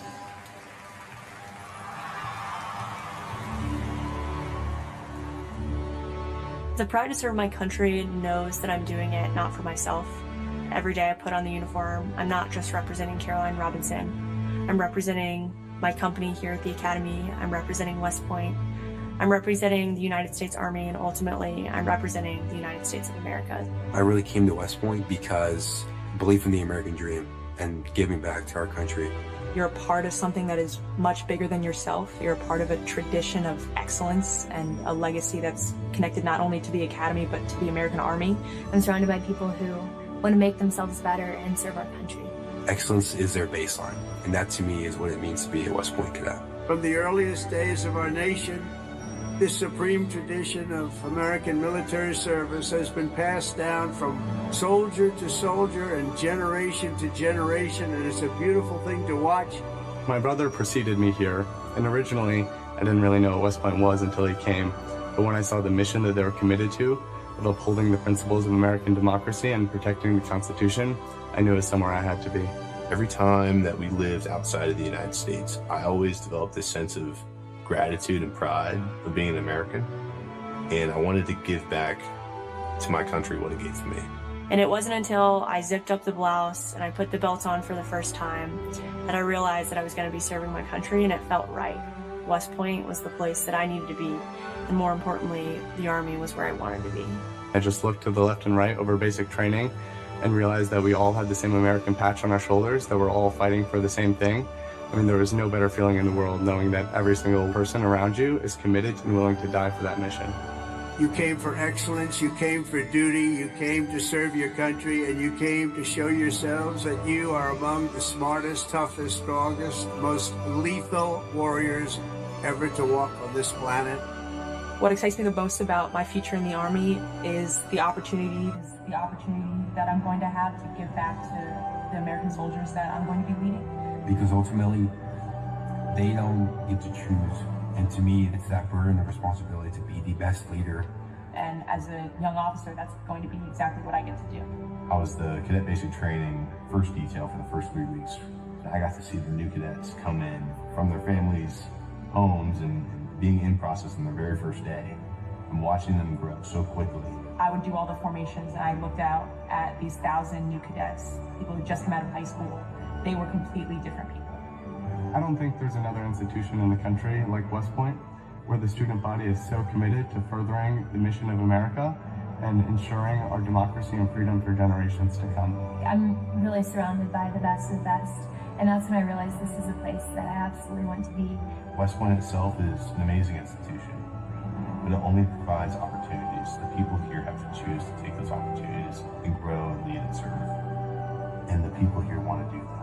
And I'm proud to be a part of that, and I would tell any high schooler who is considering it, you won't regret it.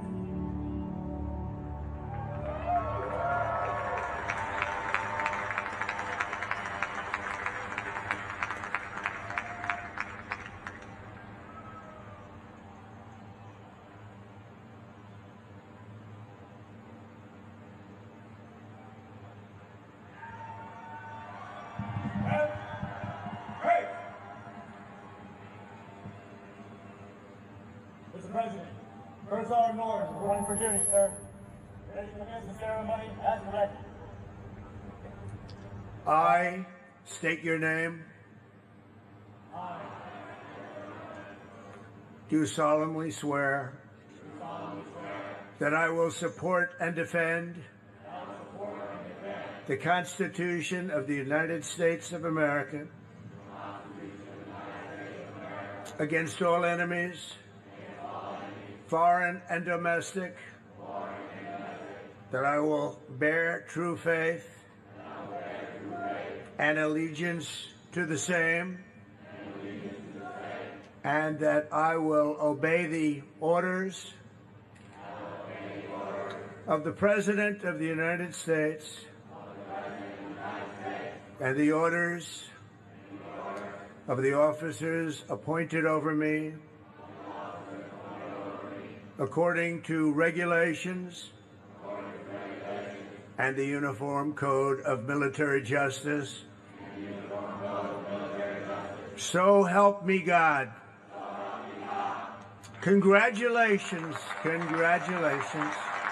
Welcome to the United States Army, and have a great life. Thank you very much. Have a great life. Thank you.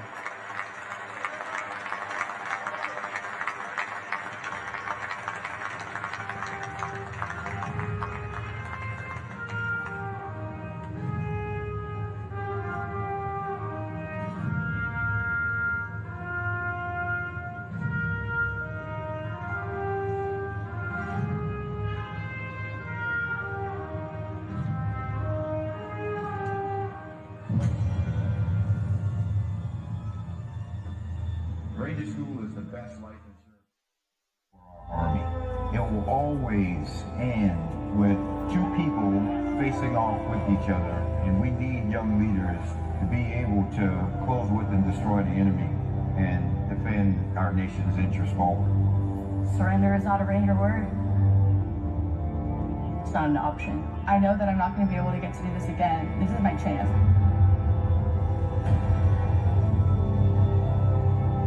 Starts at the legendary Ranger School, the crucible where these elite warriors are forged. It has been described as the longest approved gut check in the Army. Over 62 days, students will patrol hundreds of miles over mountains and through swamps under the crushing weight of their equipment. All the while, they are deprived of both food and sleep, forced to perform at the very edge of their physical limits. But it's not just the physical challenges that make Ranger School so intense. The mental strain will break these soldiers down to their core.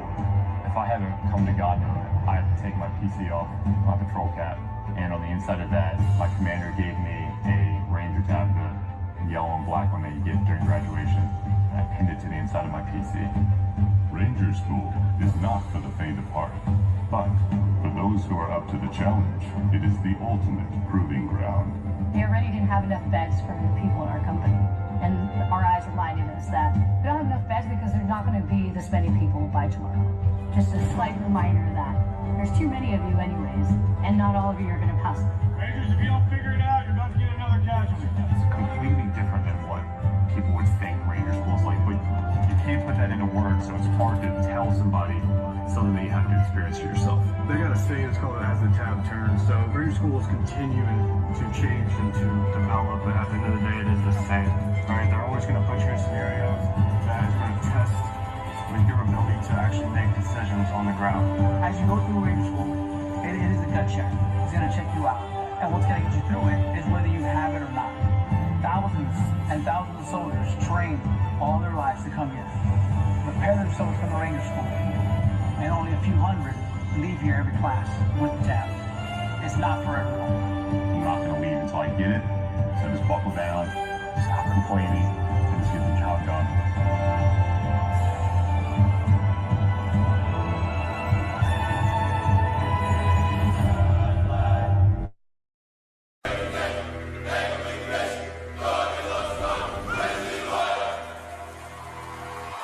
Please welcome country music sensation and proud supporter of our troops, Warren Ziders.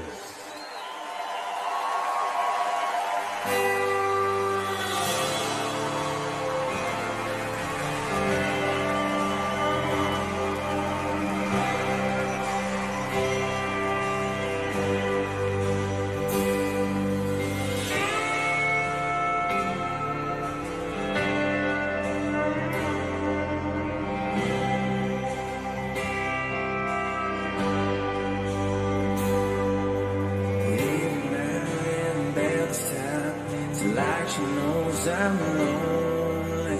Rolls over when a while's gone like a record on repeat. Laying on old memories and talking about what it used to be. She'd probably be the death of me. The day my feet ain't sweet. She's my friend, poison. My heart ain't gonna die with a kiss on lips just like cyanide. Yeah, she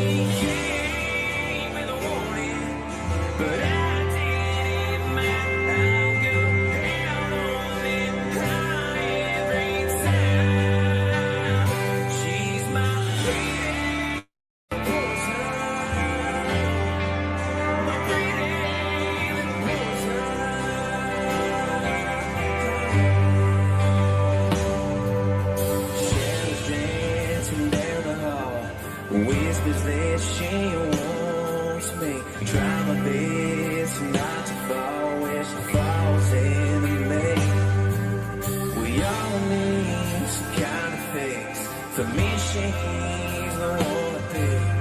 Nothing else will do the trick. She's all I need. She's my pretty little poison. My heartache in the night with a kiss on her lips just like cyanide. Yeah, she came with a warning, but I didn't mind. I'll go down on that high every time. She's my pretty little poison. My pretty little poison.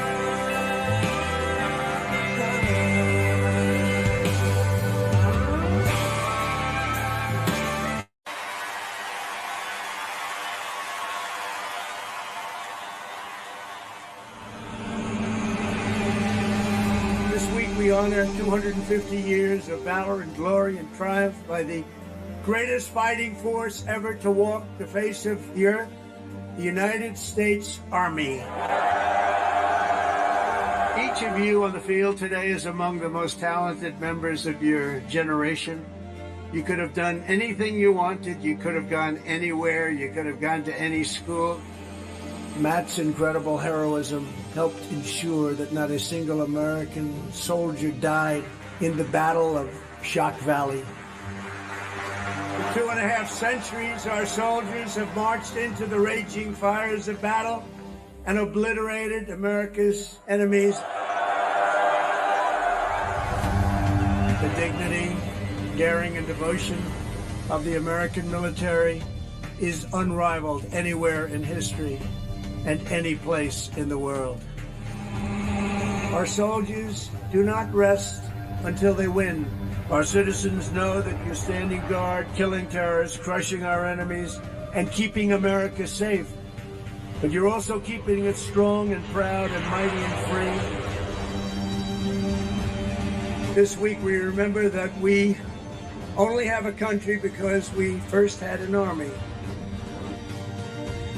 As President of the United States, let me express my undying gratitude for every soldier here today, for every veteran and their incredible families, and for every patriot who has worn the uniform. Our debt to you is infinite and everlasting. With the grace of God, America will always prevail.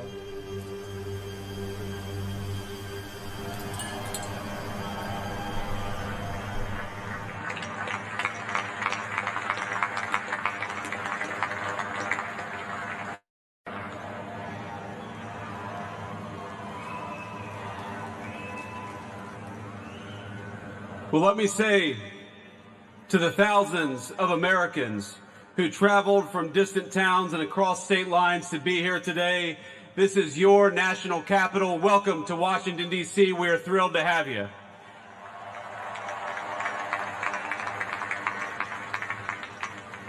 This evening, as we celebrate the 250th anniversary of the United States Army, the oldest branch of the greatest fighting force ever known to man, I want to say to all the soldiers all across our nation's capital and all across the world, happy birthday, soldiers. We're proud of you.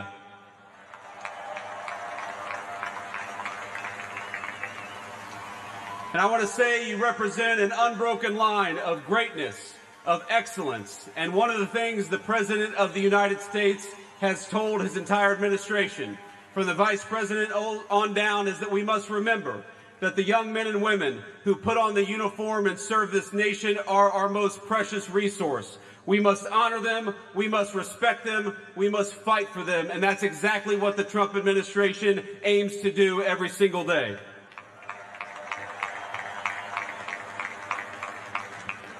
And so to our soldiers, we're so proud of you, and let me tell you that the way that we honor and respect you is, number one, we never ask you to go to war unless you absolutely have to. And number two, when we do ask you to go to war, we give you the weapons and the support needed to kick the hell out of the enemy and come back home safely.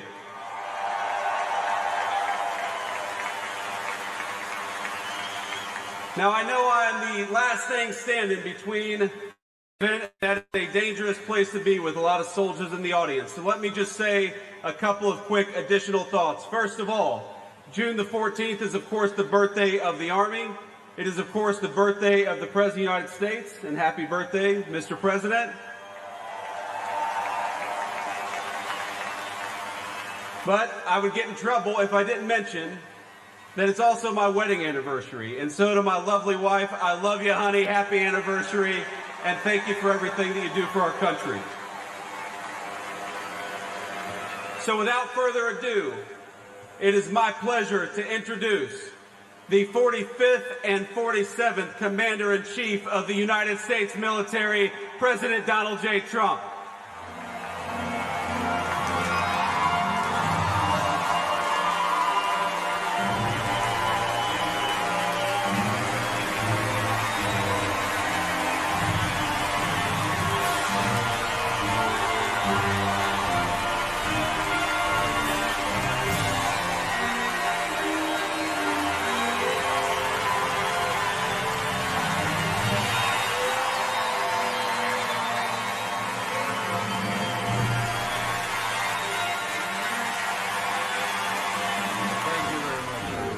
Thank you to Vice President Vance, and thank you to our wonderful First Lady, and above all, thank you to the greatest, fiercest, and bravest fighting force ever to stride the face of this earth, the United States Army. Thank you very much. Because the Army keeps us free, you make us strong, and tonight, you have made all Americans very proud. They're watching from all over the world, actually. Made them all very proud. Every other country celebrates their victories. It's about time America did too. That's what we're doing tonight. And watching this magnificent display, our souls are filled with gratitude for every generation of warriors who have worn the uniform all the way back to the very beginning. So to every veteran across our land, and right here in our nation's capital, including 6 recipients of the Congressional Medal of Honor, we love you, we honor you, and we salute your noble service to our flag and to our country. As we celebrate tonight, we also think of the hundreds of thousands of Army soldiers who have made the supreme sacrifice for our nation and selflessly laid down their lives in every war, from the Revolution to the War on Terror. To the Gold Star families with us today, the courage of your heroes is the bedrock on which our entire nation stands. We thank you. Yes, we thank you. Today we commemorate an event that did not just change American history, but changed the history of the entire world, with the creation of America's Army on June 14th, 1775. Liberty got its shield and the freedom got its sword. Those first Army patriots in the American Revolution fought against a fearsome enemy and impossible odds, but they were armed with a righteous cause. They were led by an indomitable commander, a truly great man, General George Washington, and they were united by an eternal creed. Their motto was victory or death. Over the past 2.5 centuries, our warriors have shown unrivaled valor on fields of battle around the globe. With the frostbitten feet and bloody fist, they have marched into the flames and fury of combat, charged up mountains, stormed beaches, waded through torrents of gunfire, and leapt into skies thick with smoke and shrapnel. The U.S. Army has driven bayonets into the heart of sinister empires, crushed the ambitions of evil tyrants. Beneath the threads of American tanks, it's done so well, it's done so much, and sent the devil himself flying into full retreat. Time and again, America's enemies have learned that if you threaten the American people, our soldiers are coming for you. Your defeat will be certain, your demise will be final. and your downfall will be total and complete.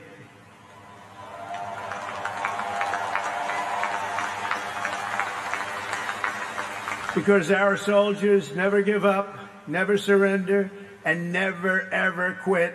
They fight, fight, fight, and they win, win, win.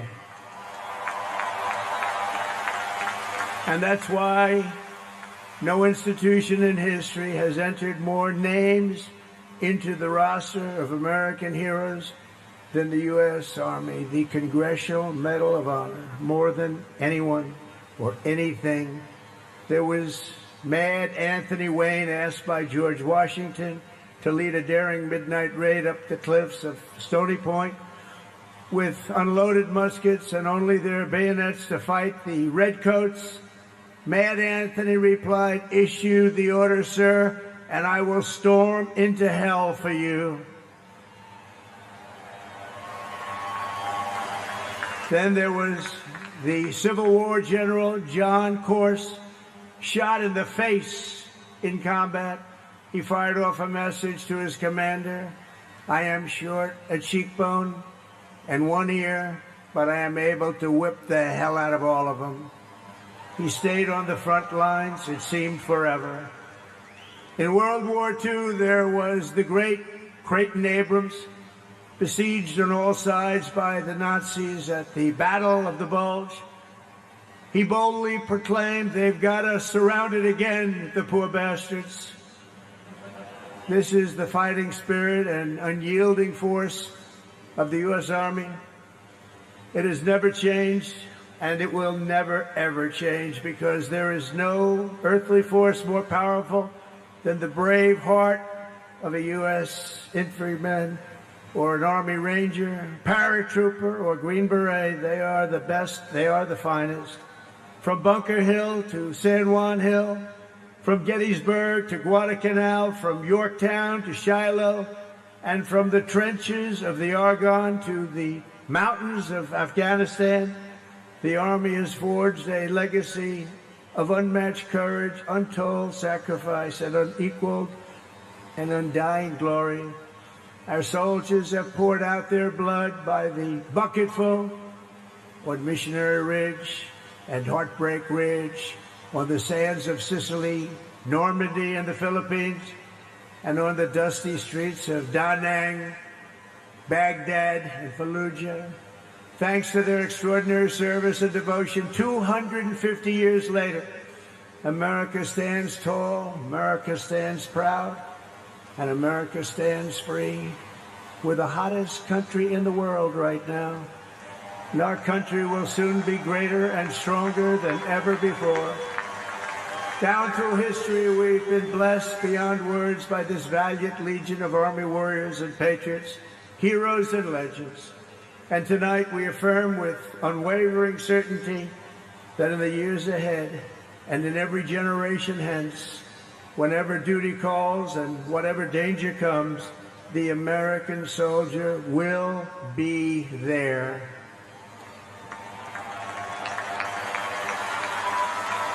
No matter the risk, no matter the obstacles, our warriors will charge into battle.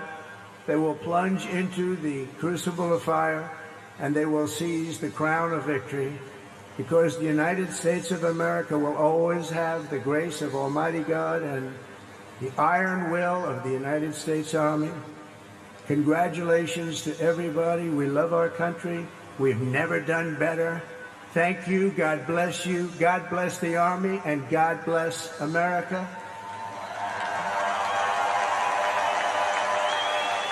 And now I'd like to ask our great First Lady to join me at the podium. Thank you very much, everybody.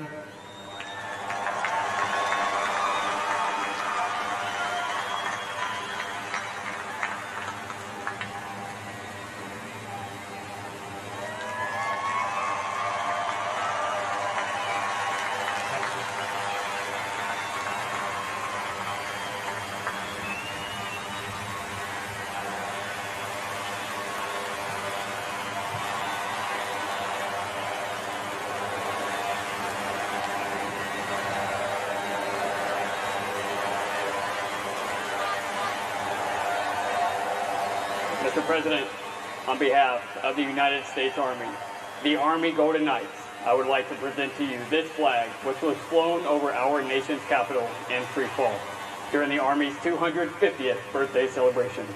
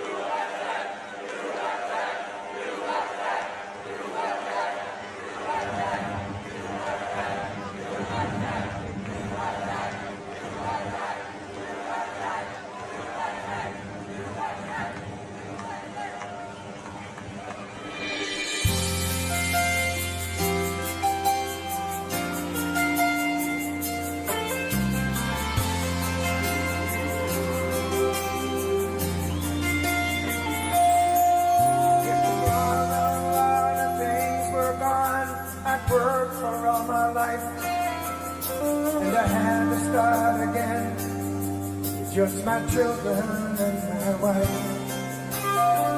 Thank my lucky stars to be living here today. 'Cause our flag still stands for freedom, and they can't take that away. And I'm proud to be an American, where at least I know I'm free. And I won't forget the men who died, who gave that right to me. And I gladly stand up next to you and defend her still today.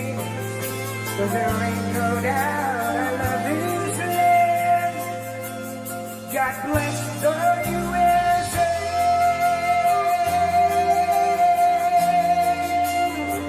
Happy birthday, Mr. President.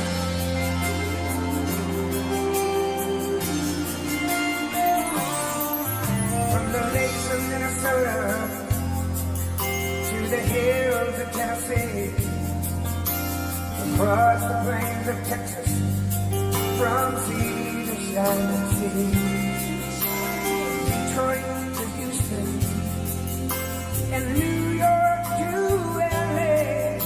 There's pride in every American heart, and it's time we stand and say,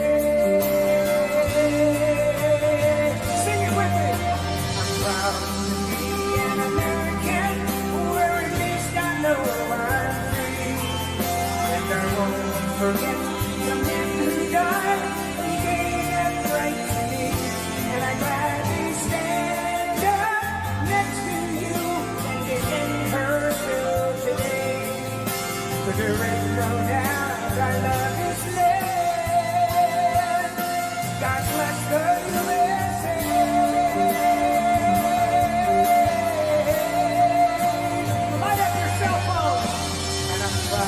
To be an American, where at least I know I'm free.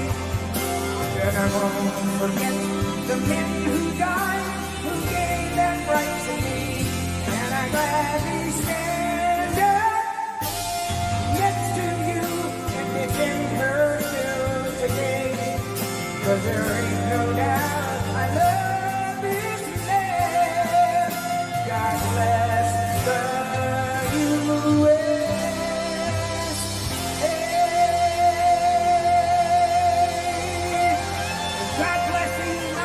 Army. Thank you.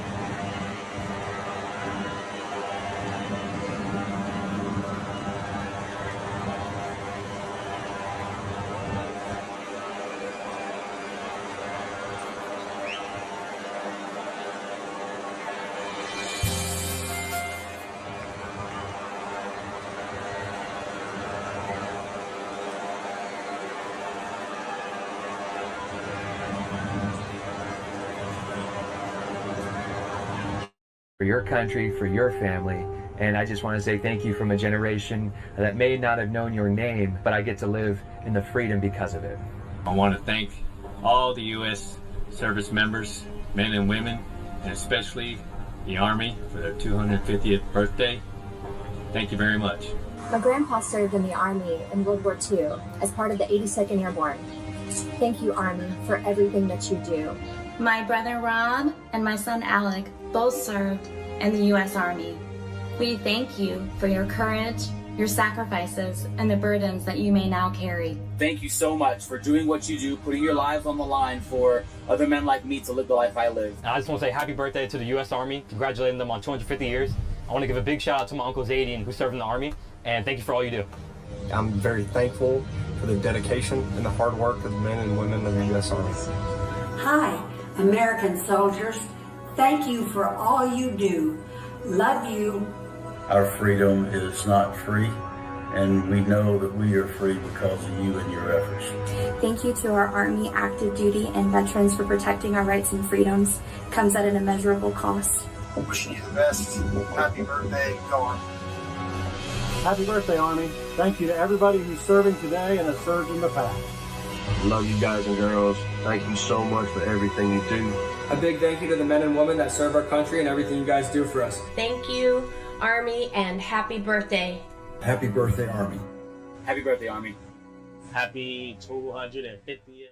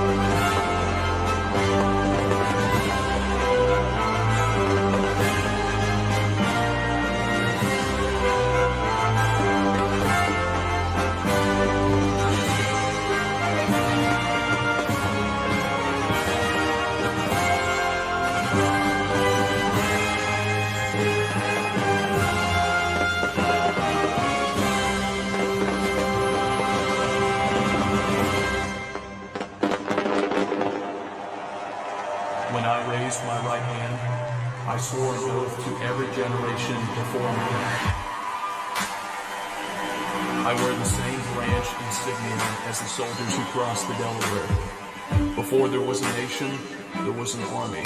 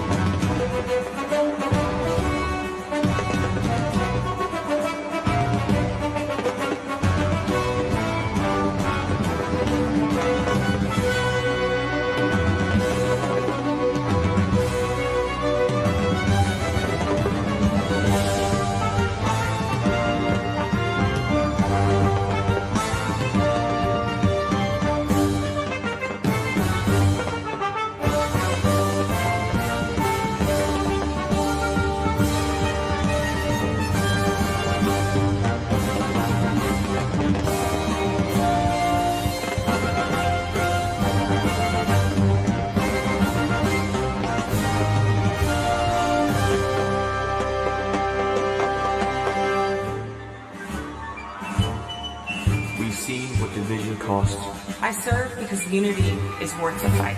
I carry that legacy forward every time I put on this uniform.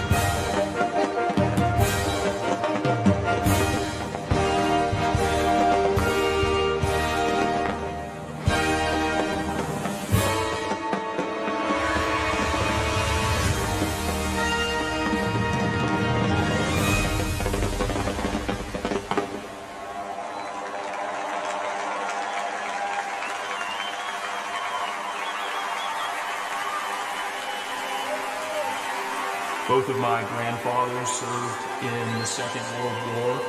They answered the challenges of their time, and it is my goal in this uniform to answer and meet the challenges of my time head on.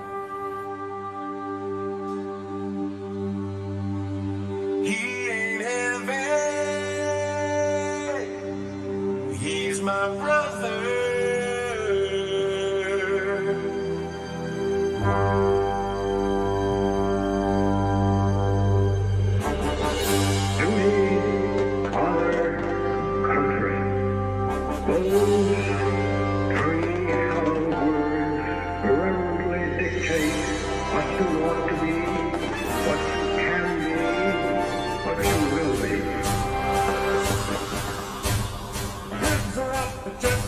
The arms are swinging in cadence count. Sound off, 1, 2, sound off, bring on down. 1, 2,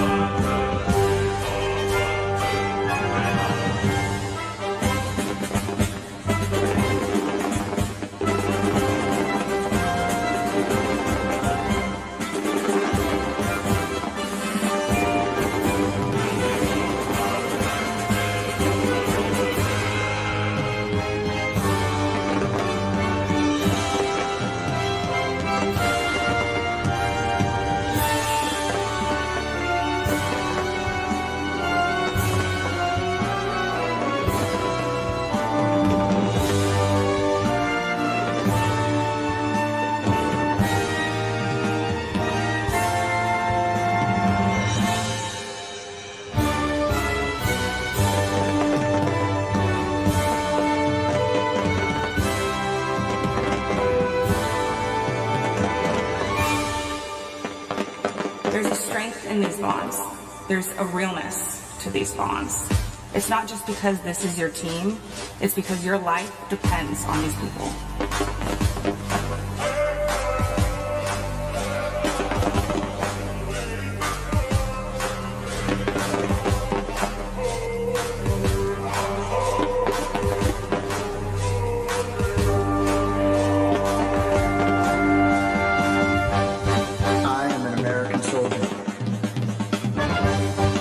I'm a warrior and a member of the team. I serve the people of the United States and live the Army values. I will never accept defeat. I will never quit. Trained and proficient in my warrior tasks and drills. I am an expert and I am a professional. Enemies of the United States of America in close combat. I am a guardian of freedom and the American way of life. I am an American soldier. I am an American soldier. I am an American soldier. So on we go. 'Cause welfare is my concern. No burden is he to bear. We'll get there. For I know he will not encourage.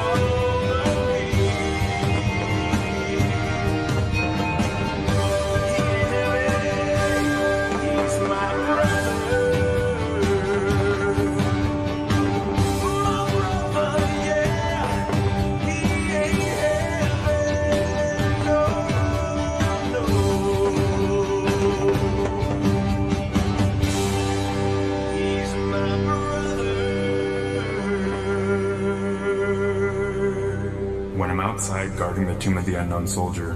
It is one of the most honorable jobs I think that I could have had in the military.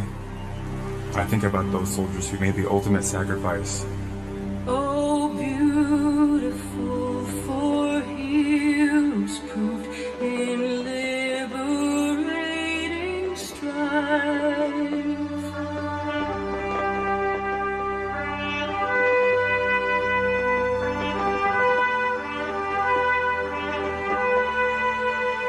Who more than self their country loved, and mercy more than love.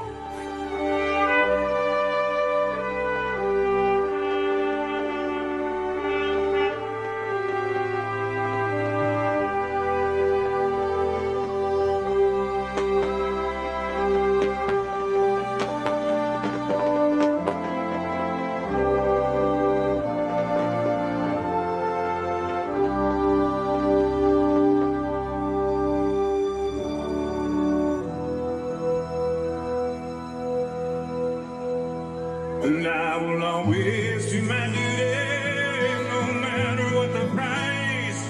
Hey, I've counted up the cost, I know the sacrifice. Oh, and I don't want to die for you, but if dying's asking me, I'll bear that cross with honor. Hey, freedom don't come free. I'm an American soldier, an American. Beside my brothers and my sisters, I will proudly take a stand. When liberty's in jeopardy, I will always do what's right. Men, I'm out here on your front line. Sleep in peace tonight. American soldier, I'm an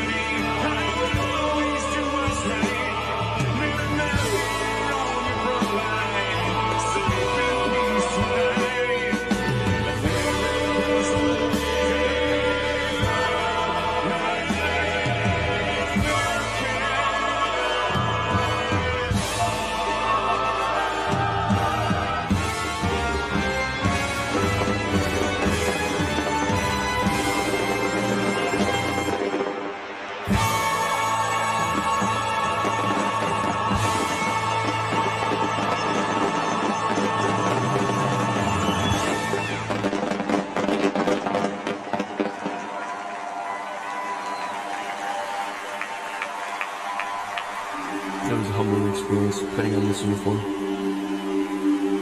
I believe this uniform is a symbol of trust and it represents the highest ideals of our country.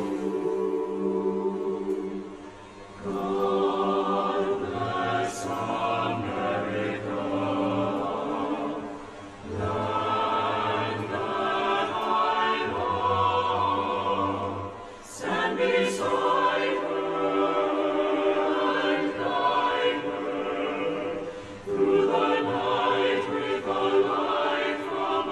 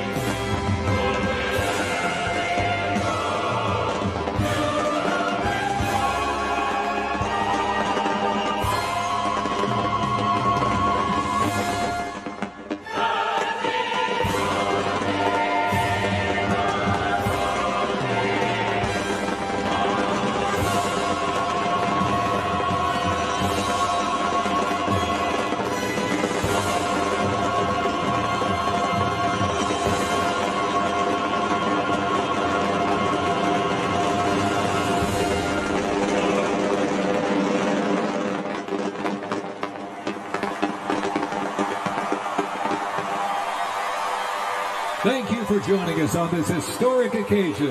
A special thanks to Scott's Miracle Grow and all of the terrific America 250 sponsors that helped make this monumental event happen.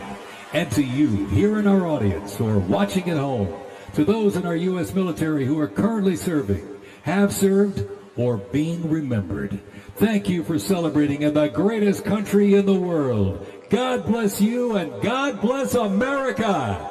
Good night.